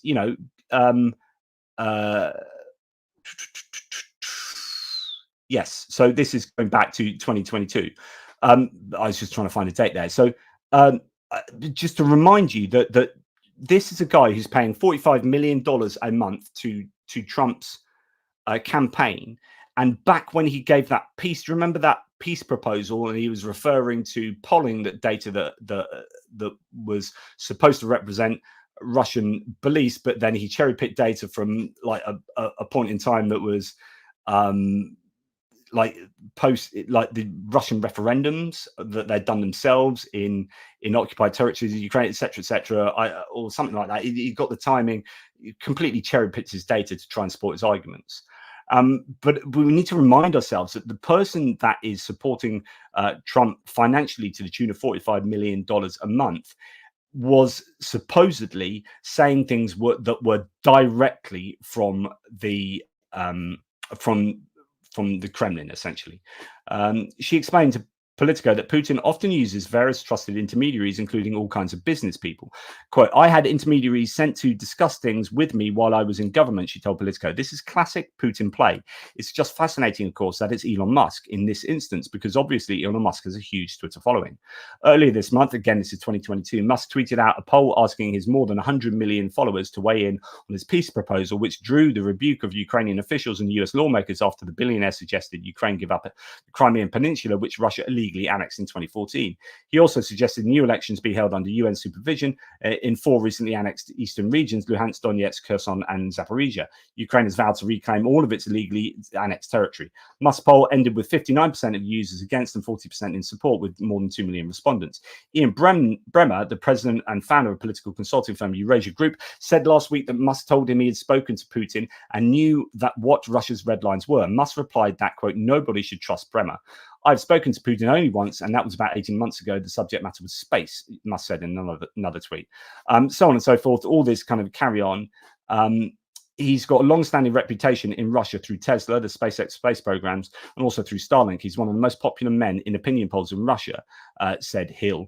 Putin plays the egos of big men, gives them a sense that they can play a role, but in reality, they're just direct transmitters of messages from Vladimir Putin. So be really aware, and I know this is 2 years ago, but be really aware now that we are in the middle of this election campaign of how many people. We've heard David Sachs stand up in the RNC, the Republican National Committee convention, and essentially repeat verbatim Kremlin talking points. We've had Elon Musk do the same, and then both of these people and Peter Thiel and others are funding the Republican campaign to get Trump in. All of these useful, Tucker Carlson's another one, all of these useful idiots are doing the bidding of the Kremlin, and it is deeply, deeply worrying in my personal opinion. And something else to throw in that is also particularly worrying is this is US Secretary of State Antony Blinken saying during an interview earlier yesterday that Iran now has a breakout time. That's the time required to produce enough weapons-grade material for a nuclear weapon of roughly 1 to 2 weeks. He further states that Iran is not yet believed to have assembled a nuclear warhead, but it's something that they are very, very carefully tracking. So just in case you're worrying, just in case you thought things were going well with regard to Ukraine and Russia, Iran could become a nuclear power pretty soon. Interesting times, right? We live in. Right. Okay. Let's go back to some of you guys talking in the thread. We have one Grail saying delaying the war by freezing the conflict on unjust terms will only make this and other areas much worse in the future conflicts. All you're doing is if you are ending this conflict to the benefit of Russia, then you are telling dictatorships around the world, big powerful dictatorships like China, that you can go and invade other places, and eventually the West will capitulate and you will get at least some of what you want. Now, you'll have to question whether it was worth Russia doing that. And I think Russia's lost this war already. Russia's lost this war. The question is, can you? And that's the difficult question to answer. General consensus, thanks, mate. The polls have hardly changed this year. The candidates are tied, so now we're going back to American politics within the margin of error in most polls. But I do see significant changes in mainstream media coverage. There are polls coming out. You want to look at the trends of swing states, and what those polls are sharing and showing, and that is it's not been looking good for Biden over the last few weeks since he had that debate mishap. America's the first patriot, not exactly expect. The Ukrainians still need the targeting info, and Trump can withhold that too and make all the weapons worthless, as well as having Musk disable Starlink so they can't get connection. I don't know what this is in reaction to, but you seem to be advocating for Trump to have massive leverage. And of course, Trump will have massive leverage over Ukraine. But how terrible would that be that he would disable Starlink and do all those things to force Ukraine to the table when it's their country? Like that's not even a case of like stopping giving them weapons. That's actually actively trying to force Ukraine to do something against their will. It seems to be rather a bizarre thing to advocate, but I'm not quite sure what the context is there. Dave Davis, thank you so much, mate, for your Canadian love there. Thank you. Keep doing what you're doing, Johnny. I will, my man. Really appreciate that, and really appreciate your support there, as I do with all of you guys. But thank you, Dave. Really, really kind. ATB Geopolitics, I really think it's hyped up. Before the war, I think there were fires in Canada, Greece, Spain. All these fires combined were smaller than what was burning in Siberia. So going back to the fire data, I'd have to disagree, because literally the statistics show just an increase in frequency of fires and where they're burning. Yeah, just like there are more burning warehouses. How many burning malls have we seen? How many fires have we seen? That each one of those fires for me is like, well, that'd be one of the biggest pieces of news in the UK for like half a year, and yet we're seeing them multiple times a month. So it just, by all accounts, well, I would just say go and look at the statistical analyses that people like Molfar are doing, and then track the curve upwards. And yeah, you can't argue with data. I don't think like that. Do you think Putin says, just me, hello? Do you think Putin chose the war partly because this generation of youngsters were seen as a threat, being more democratic compared to the rest of Russia and deemed a threat? If I understand what you're trying to say, did he go to war with Ukraine partly because of the kind of liberalization of his own youth? I don't know. I think largely he went to war with Ukraine, or invaded Ukraine, because he wanted Crimea, like full on. Like he already had stolen Crimea. He needs Sevastopol as a deep sea warm water port, but he wanted that land bridge. Well, he wanted all of Crimea, right? Sorry, all of Ukraine. But he thought he was going to get it by just having a change of government. So he thought that the country would welcome him with open arms and bunches of flowers. And that didn't happen. Within 2 days, he knew we should have known that he'd screwed up. It went from being a special military operation to being an actual war. And with it being a war and not having prepared for a war, he'd only prepared for a special military operation. He had no plan B. And so he kept on having to, on the fly, make up plan B, plan C, plan D, plan E, plan F.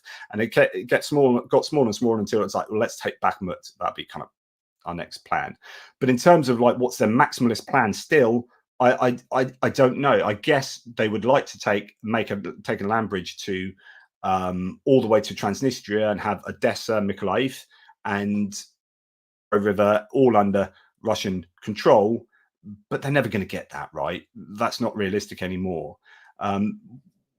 It was more to do with making, I think, a faulty decision based on faulty intel of what Ukraine would be like, how receptive they would be to Russians invading them, and possibly elements of his own fragile mortality. So I think health problems would make you lead to doing more riskier things that would ameliorate your sense of a legacy that you'd be leaving. So he wants to be seen as Peter the Great again, Peter the Great 2, and he wants that expansionist. He's got that expansionist view of what Russia is, and he thinks he is, he thinks that his idea of Russia is an objective fact, and that he has every right to go and unite these people with, well, they are just part of this greater idea of Russia. And so, invading them is to just make them realize that they've been deviating from where they should be. And then you have all the other strategic elements of probably natural resources, the economy of Ukraine, all these things that he thought would be then in the pocket of Russia. And then, he'd have to weather the storm of some sanctions. But looking at 2014, the West wouldn't really sanction Russia that much. And this is just a massive miscalculation. And that has meant that he's had to deal more, or initially had to deal more overtly with people who are protesting about that. And these liberal society, as part of the liberal elements of his society, went out and protested. So he came down hard on them, locked them up, sent to the gulag, and then loads of them fled to other countries, to Georgia, to elsewhere. And he was like, better out the country than in. So I don't have a problem with those guys going. And then since then, he's been making it more and more repressive inside Russia in order to have a greater and greater hold on the country. You don't want a population, if you are a dictator and you want people to do what you want, giving them freedom of thought leads to freedom of action, gives them the idea that they've got power and they can dictate the future of the country. As a dictator, that's an anathema. So that can't happen. So we need to control your thought.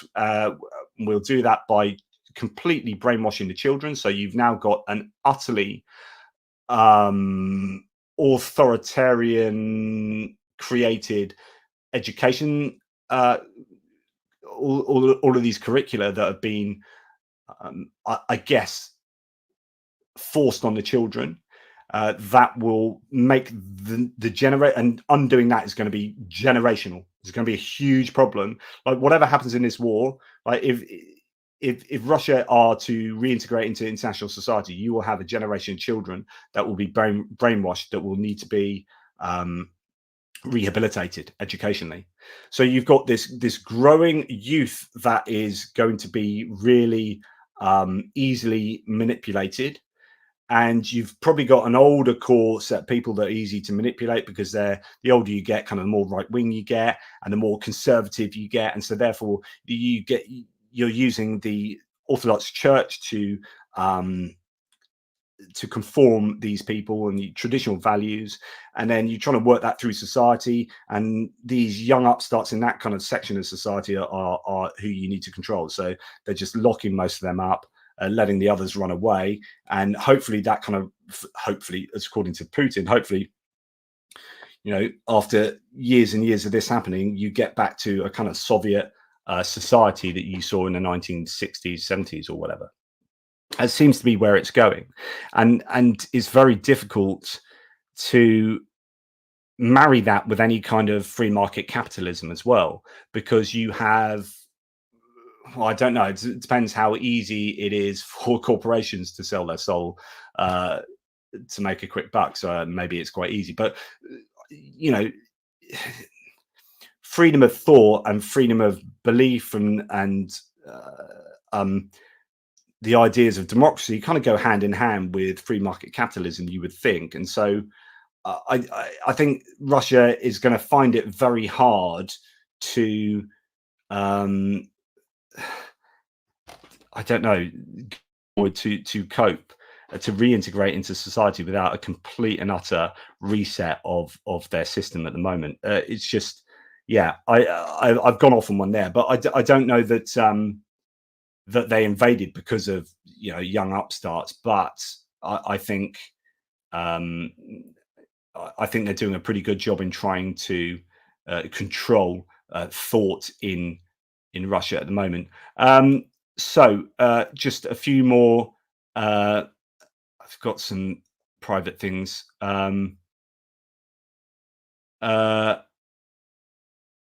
Video's frozen. Okay, yeah, it is confirmed. So thanks. Sorry, I missed that ages ago, JR. So Matt is, I think, probably saying something there. That's Saberint, Matt Bishop. Thank you for that. I don't know what that is. I haven't clicked on it yet, but yeah, Joe Biden. Yeah, so you were telling me earlier on that Joe Biden has stepped down. Thanks, Johnny Christensen, for a super sticker. Always good to have you on board, my friend. Hello, team. Hello, JP, Russia. F Russia, sorry. Happy Sunday, everyone. Thanks from Mr. Polskaya or Polskaya. Hopefully I haven't butchered your name there. I appreciate that, buddy. And Saber, Matt, JP, you can't send a link, but yeah, and I presume thank you very much for your Australian love there, my friend. But yeah, it looks like Joe Biden has indeed stepped down. BBC, Joe Biden ends re-election campaign saying it is in the best interest of my party and country. Thank you, ex-Penguin95. That's really kind for trying to get my attention when I was talking earlier, as did JR. Biden is out, confirmed by him and many other sources now. Thanks, dude. And Ignis here saying, what a time to be streaming tonight as Biden announces dropping out her lol. Ignis, yes, indeed. That was pretty incredible. What do we have?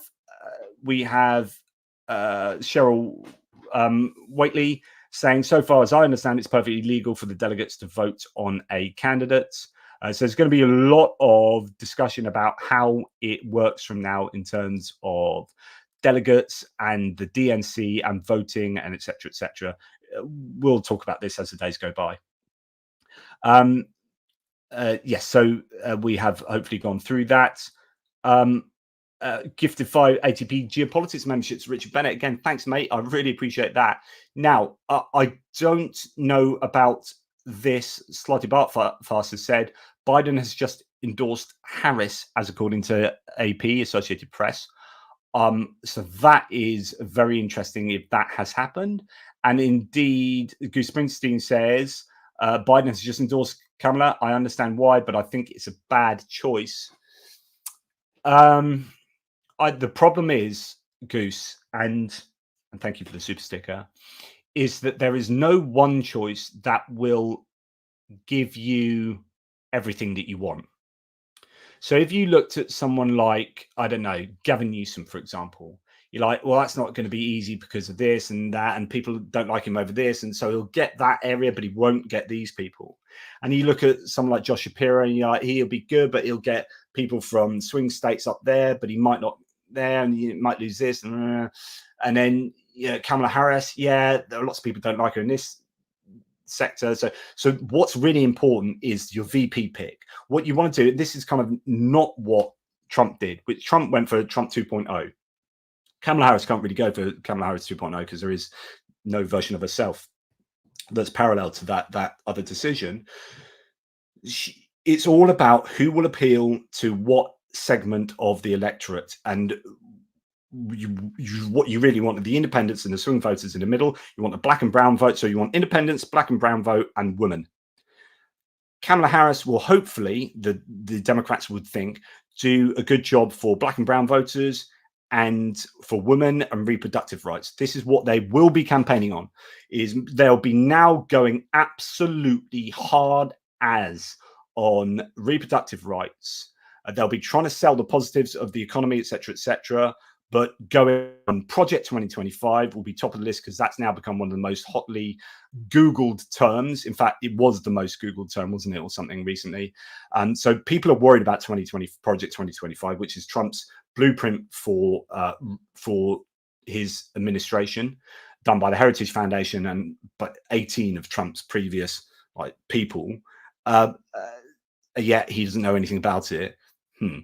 But that's him trying to distance it because he knows it's not popular. It is polling very badly, but that is what they plan on doing, right? And they keep talking about it. Everyone's talking about all these things that are from Project 2025, and they're talking about a bit here and a bit there and a bit there. And then you've got Trump going, "Oh, I don't know anything about Project 2025." It's like, but everything you guys just said are from the Project 2025 handbook. So you will see the Democrats go hard on Project 2025. That would be top of the agenda, scaring people that this is, and I think rightly so, that this is what the future looks like. They're kind of Handmaid's Tale idea, which you can then fit together with their approach to abortion and reproductive rights and IVF and all sorts of stuff, which again, very clearly Project 2025 lays it all out, and it ain't good and it ain't nice. And so the Democrats have got absolutely loads of content to campaign on. That really, so if they can sell the economic successes, which they should be able to, and the Infrastructure Bill and CHIPS Act and the Inflation Reduction Act and the insulin cost reductions, if they sell all the positives of what has happened, which should already, like an incumbent government, should be a shoo-in now. Like if we were not in a Trump-Biden world, and it doesn't matter whether it is Democrats or Republicans, just the stats that are coming out of the economy at the moment, any incumbent government would expect to be a shoo-in after a first term, and those were your stats, right? The fact that the Democrats aren't a shoo-in right now shows you what a problem this whole Trump versus Biden has been. What you have to remember is that Trump, despite what hardcore Republicans would have you believe, Trump is not popular. Statistically, factually, he is not popular. Trump is very, very popular among the people that really like him. And that's a smaller group of people over here. But outside of that group, people don't really like him. And you've got to take advantage of that. This should be a shoo-in for the Democrats. So it'll be interesting to see if Biden stepping down will re-energize, but then who is it going to be? So I think Kamala Harris, the more I've thought about it and the more I've seen her speak recently, the last few times I've seen her speak, she has been on point. I know people, if you hate Kamala Harris, there's nothing she's going to say that's going to make you go, well, that was good. Right, so forget it. I'm not talking to you. You're not bothered. You're never going to be. She could stand up and say the most insanely amazing thing, and you'll be like, "Yeah, what a douche. Yeah, but that was terrible." Right. In the same way that I would find it hard for Trump to. Well, I'd like to think if he said something sensible, I go, "Yeah, that is good." But we sit in our own entrenched positions, and so when we're talking about how good Kamala Harris will be or not, we're not talking about people over here, and we're not talking about people over here. People over here are always going to vote, and they're not going to be swayed by Kamala Harris. People over here are always going to vote Democrat, and it doesn't really matter who's going to be their candidate. We're talking about these people here, and that is all that matters. All that matters in this, well, you want mobilization. So you do, Democrats do need to energize people to vote. You don't want people to be not bothered and not so much that they don't come out to vote. But you want these people to appeal to the independents, and many of these will be women in the center here. And will Kamala Harris be good for that? Who can they get for Kamala Harris that will complement her in terms of appealing to other demographic sectors that she doesn't appeal to? So she's got women, black and brown. So I would go for a man who is, I don't know, maybe in the swing vote. So Josh Shapiro, I'd say, sorry, in the swing states. So one of these, he's a governor from up there. in the mix, and maybe you've got a good partnership there. But yeah, like it's often not about what you or I think, especially since I'm not going to vote, but it's about what these people here think and who will be most swayed. And you can argue that Kamala Harris has not had good optics for a long time. She doesn't have like a huge support behind her, but actually part of that will be the mere exposure effect, or the lack of. So she hasn't been exposed enough to the people of America because she's been sidelined by Biden. If she's put forward and if she does a good job, then actually you will find that she will become more and more popular, just by being out there more and more. It's just the nature of the beast. Right. Richard Demi, thank you for gifting 5 ATP Geopolitics memberships. And by the way, Richard Bennett, you're right. Get some tea, as my voice is struggling. And James Cowley, great stream, JP, loving your work. Thanks, team. Thank you, James. Prof. Gurdis dropped in to say Biden's dropped out. Yep, absolutely, mate. There it is. And then Mitch Mazarol, thank you so much for your Canadian love, my friend. Mitch, your thoughts on Ukraine holding to a broad strategic goal of attriting Russia's Soviet equipment reserves, given the rates at which their pool of equipment is depleting, would seem to me a bit of Fabius the delayer tactic, but appears to work.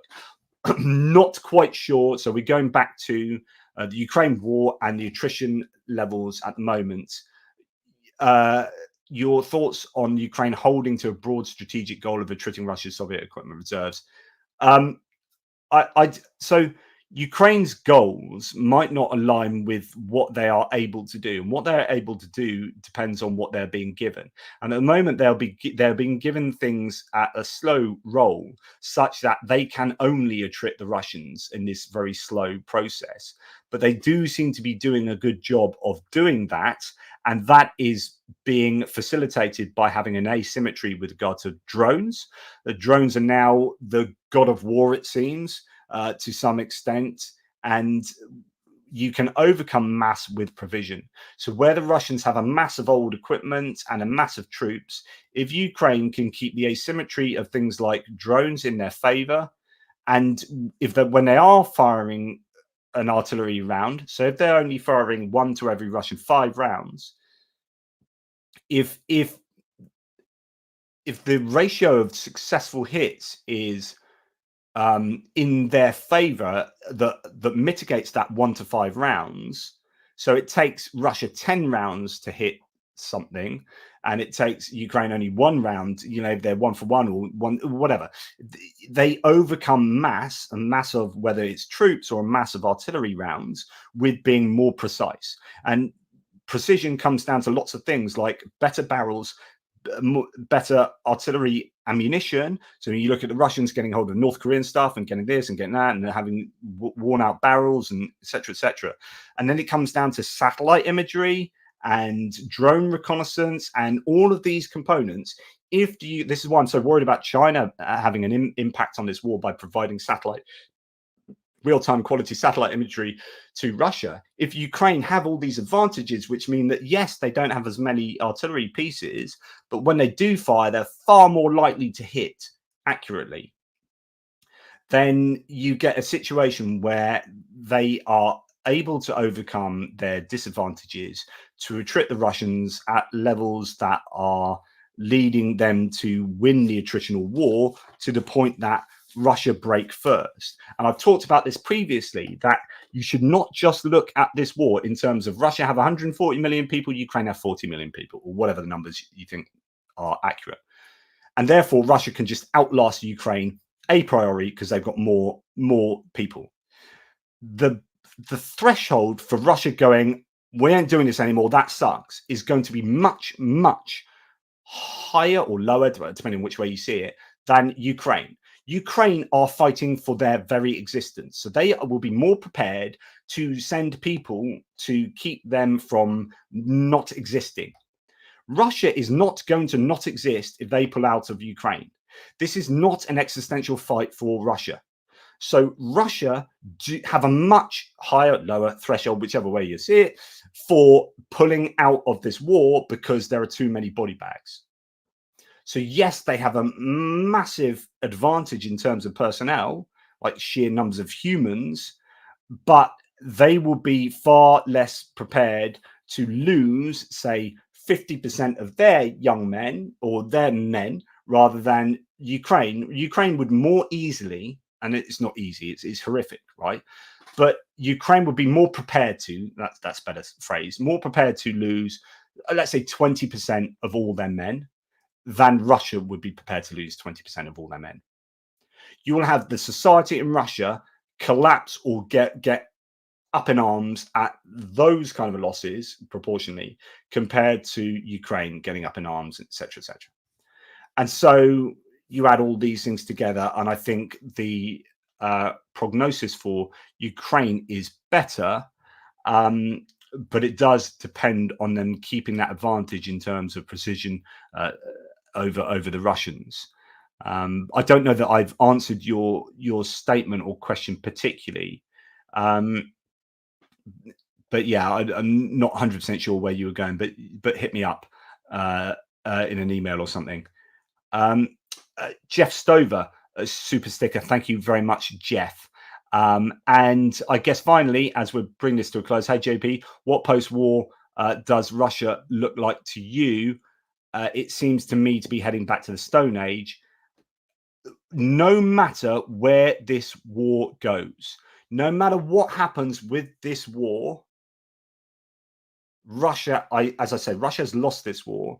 Russia will regret this war. Russia will be in a worse position, is in a worse position, and can't get to a better position than they were before this war for another 30, 40 years.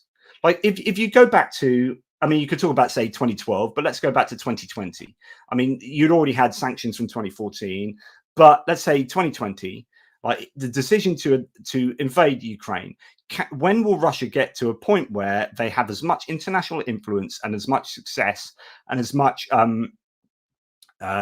international trade and lack of pariah stateness? When will they get back to that stage of 2020? And you can't see that happening for decades, And the amount of people that have died weren't going to come back to life.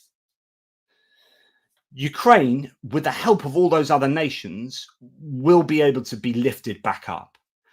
Russia, if sanctions maintain, are just going to be in a lot of trouble for a very long time. So a post-war Russia looks bad. But if you had a complete reset to the regime, then you would get international support for that. So the best outcome for Russia is to have a complete political reset, like some kind of revolution, some kind of regime change, some fundamental change to Russia, such that international partners came along and said, right, okay, now Putin's gone, now all the old guard have gone.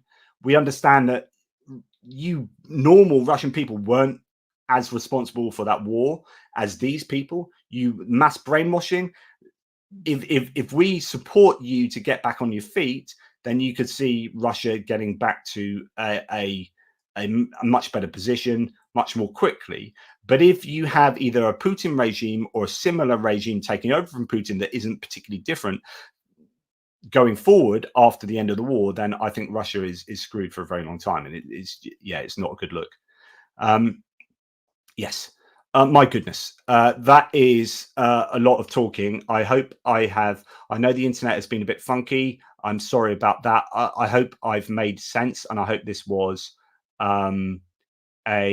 yeah. So, okay. Michael, I will bite. This is just actually quite a big philosophical discussion about how accountable everyday people are for where a nation is and what it decides to do, especially when it's a dictatorship. Now, many people will see Russians as perpetrators, so Russians who voluntarily go to the front line and fight Ukrainians because they think they're all Ukraine Nazis.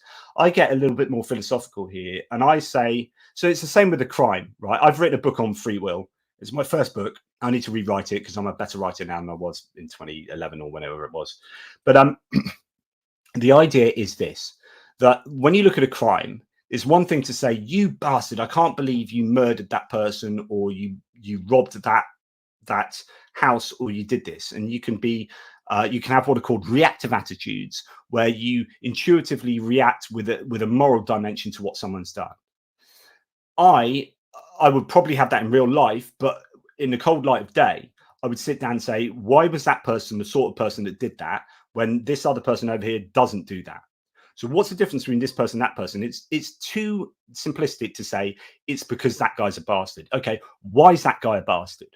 What has made that? So at the point of that guy deciding to rob that house or to kill that person, at the point of that person doing that, their entire past is now out of their control, right? They cannot control their entire past, and that has informed them to make that decision to do that.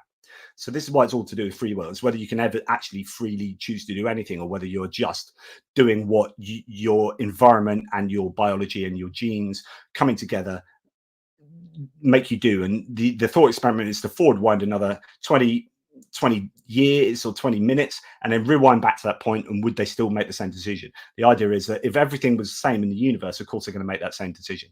And if they don't make that same decision, then the only variable that would lead them to make a different decision, given all the causal variables being the same, would be random.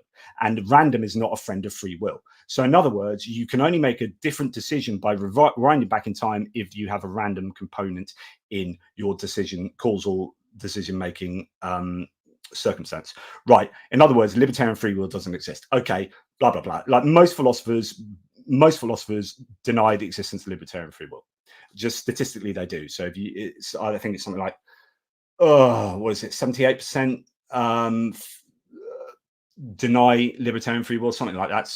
Yeah. Anyway, so this is the same argument when it comes to looking at Russian men coming and shooting Ukrainians because they're Ukraine-Nazis. That's terrible. Like intuitively right here, that's horrible. You are doing a horrible thing. I morally evaluate that as being really bad in and of itself. The question is, why are you the sorts of people that are doing that? What have you been misinformed with such that you've got to the point where you are doing this? So it's easy for me to just blame you, and I can do, and I do that as my kind of sense of intuitive morality. But if I'm to sit down and really analyze this, then we have to understand what has happened in Russia that has made this a nation of people that have these kind of beliefs. And then you start going, well, there's disinformation taking place, and there's brainwashing, and there's the education system that is brainwashing these whole generations of children or cohorts of children. And you've got this, and you've got that, and what you're doing is the whole causal circumstance is creating a country full of people who are so wildly disinformed about reality that they are willing to go and do that, thinking that they are doing the right thing. And who do I blame for that? Well, actually, the only real answer to that is I blame the universe. Right? It's just each iteration of the universe goes on to the next iteration, blah, blah, blah, blah. And this is why you can't get away from discussing free will and how free will interacts with moral responsibility, and whether moral responsibility is a thing that is possible with free will. I would direct you to articles and I've written on this subject previously, but it's probably a little too much for this point in time. But this is a really, like, I would absolutely contest this as a poor take, because this is the heart of philosophy. This is moral responsibility, and this is whether people actually have the libertarian ability to make a free choice, or whether people are just are victim to their circumstances. So what we need to do is change those circumstances in such a, so that's what I was talking about. Like, if you are going to get Russia back to a decent place, it needs help from outside. It needs help. You want them to kind of realize this themselves, but like it just needs a massive reset, and that includes educationally, informationally, so on and so forth, so that the people that eventually are the products of that social milieu will end up having much better moral outlooks concerning fellow human beings than presently is the case with Russia, as it is a country that produces people that have absolutely egregious opinions about Ukraine and about Ukrainians. But this is a really big philosophical discussion as opposed to a sort of political one. Anyway, thanks for that, Michael. That is actually one of my favorite subjects in the world. And I was having to bite my tongue to stop going off on one there. Anyway, thank you very much to everyone who's been a super supporter of the channel today. Jesper Peterson, thank you for your awesome support and some more Danish love there. Really appreciate that. Thanks to JR, who has been fielding the questions and comments to me, and a massive thanks to Mitch Mazarol in particular. Julian Rossiter, did I say this? Oh my God, I wonder if DJT will make the racist Care Bear he appointed as VP use bronzer also. Great, Julian. I don't know, mate. I just don't know. I'm sorry I missed out your one, but thank you very much for your kind super chat there. This is one of the most pressing questions, actually. Will there be an enforced bronzer usage in the White House? Good question. Thanks so much to Matt. Thanks mega amounts to Dave Davis.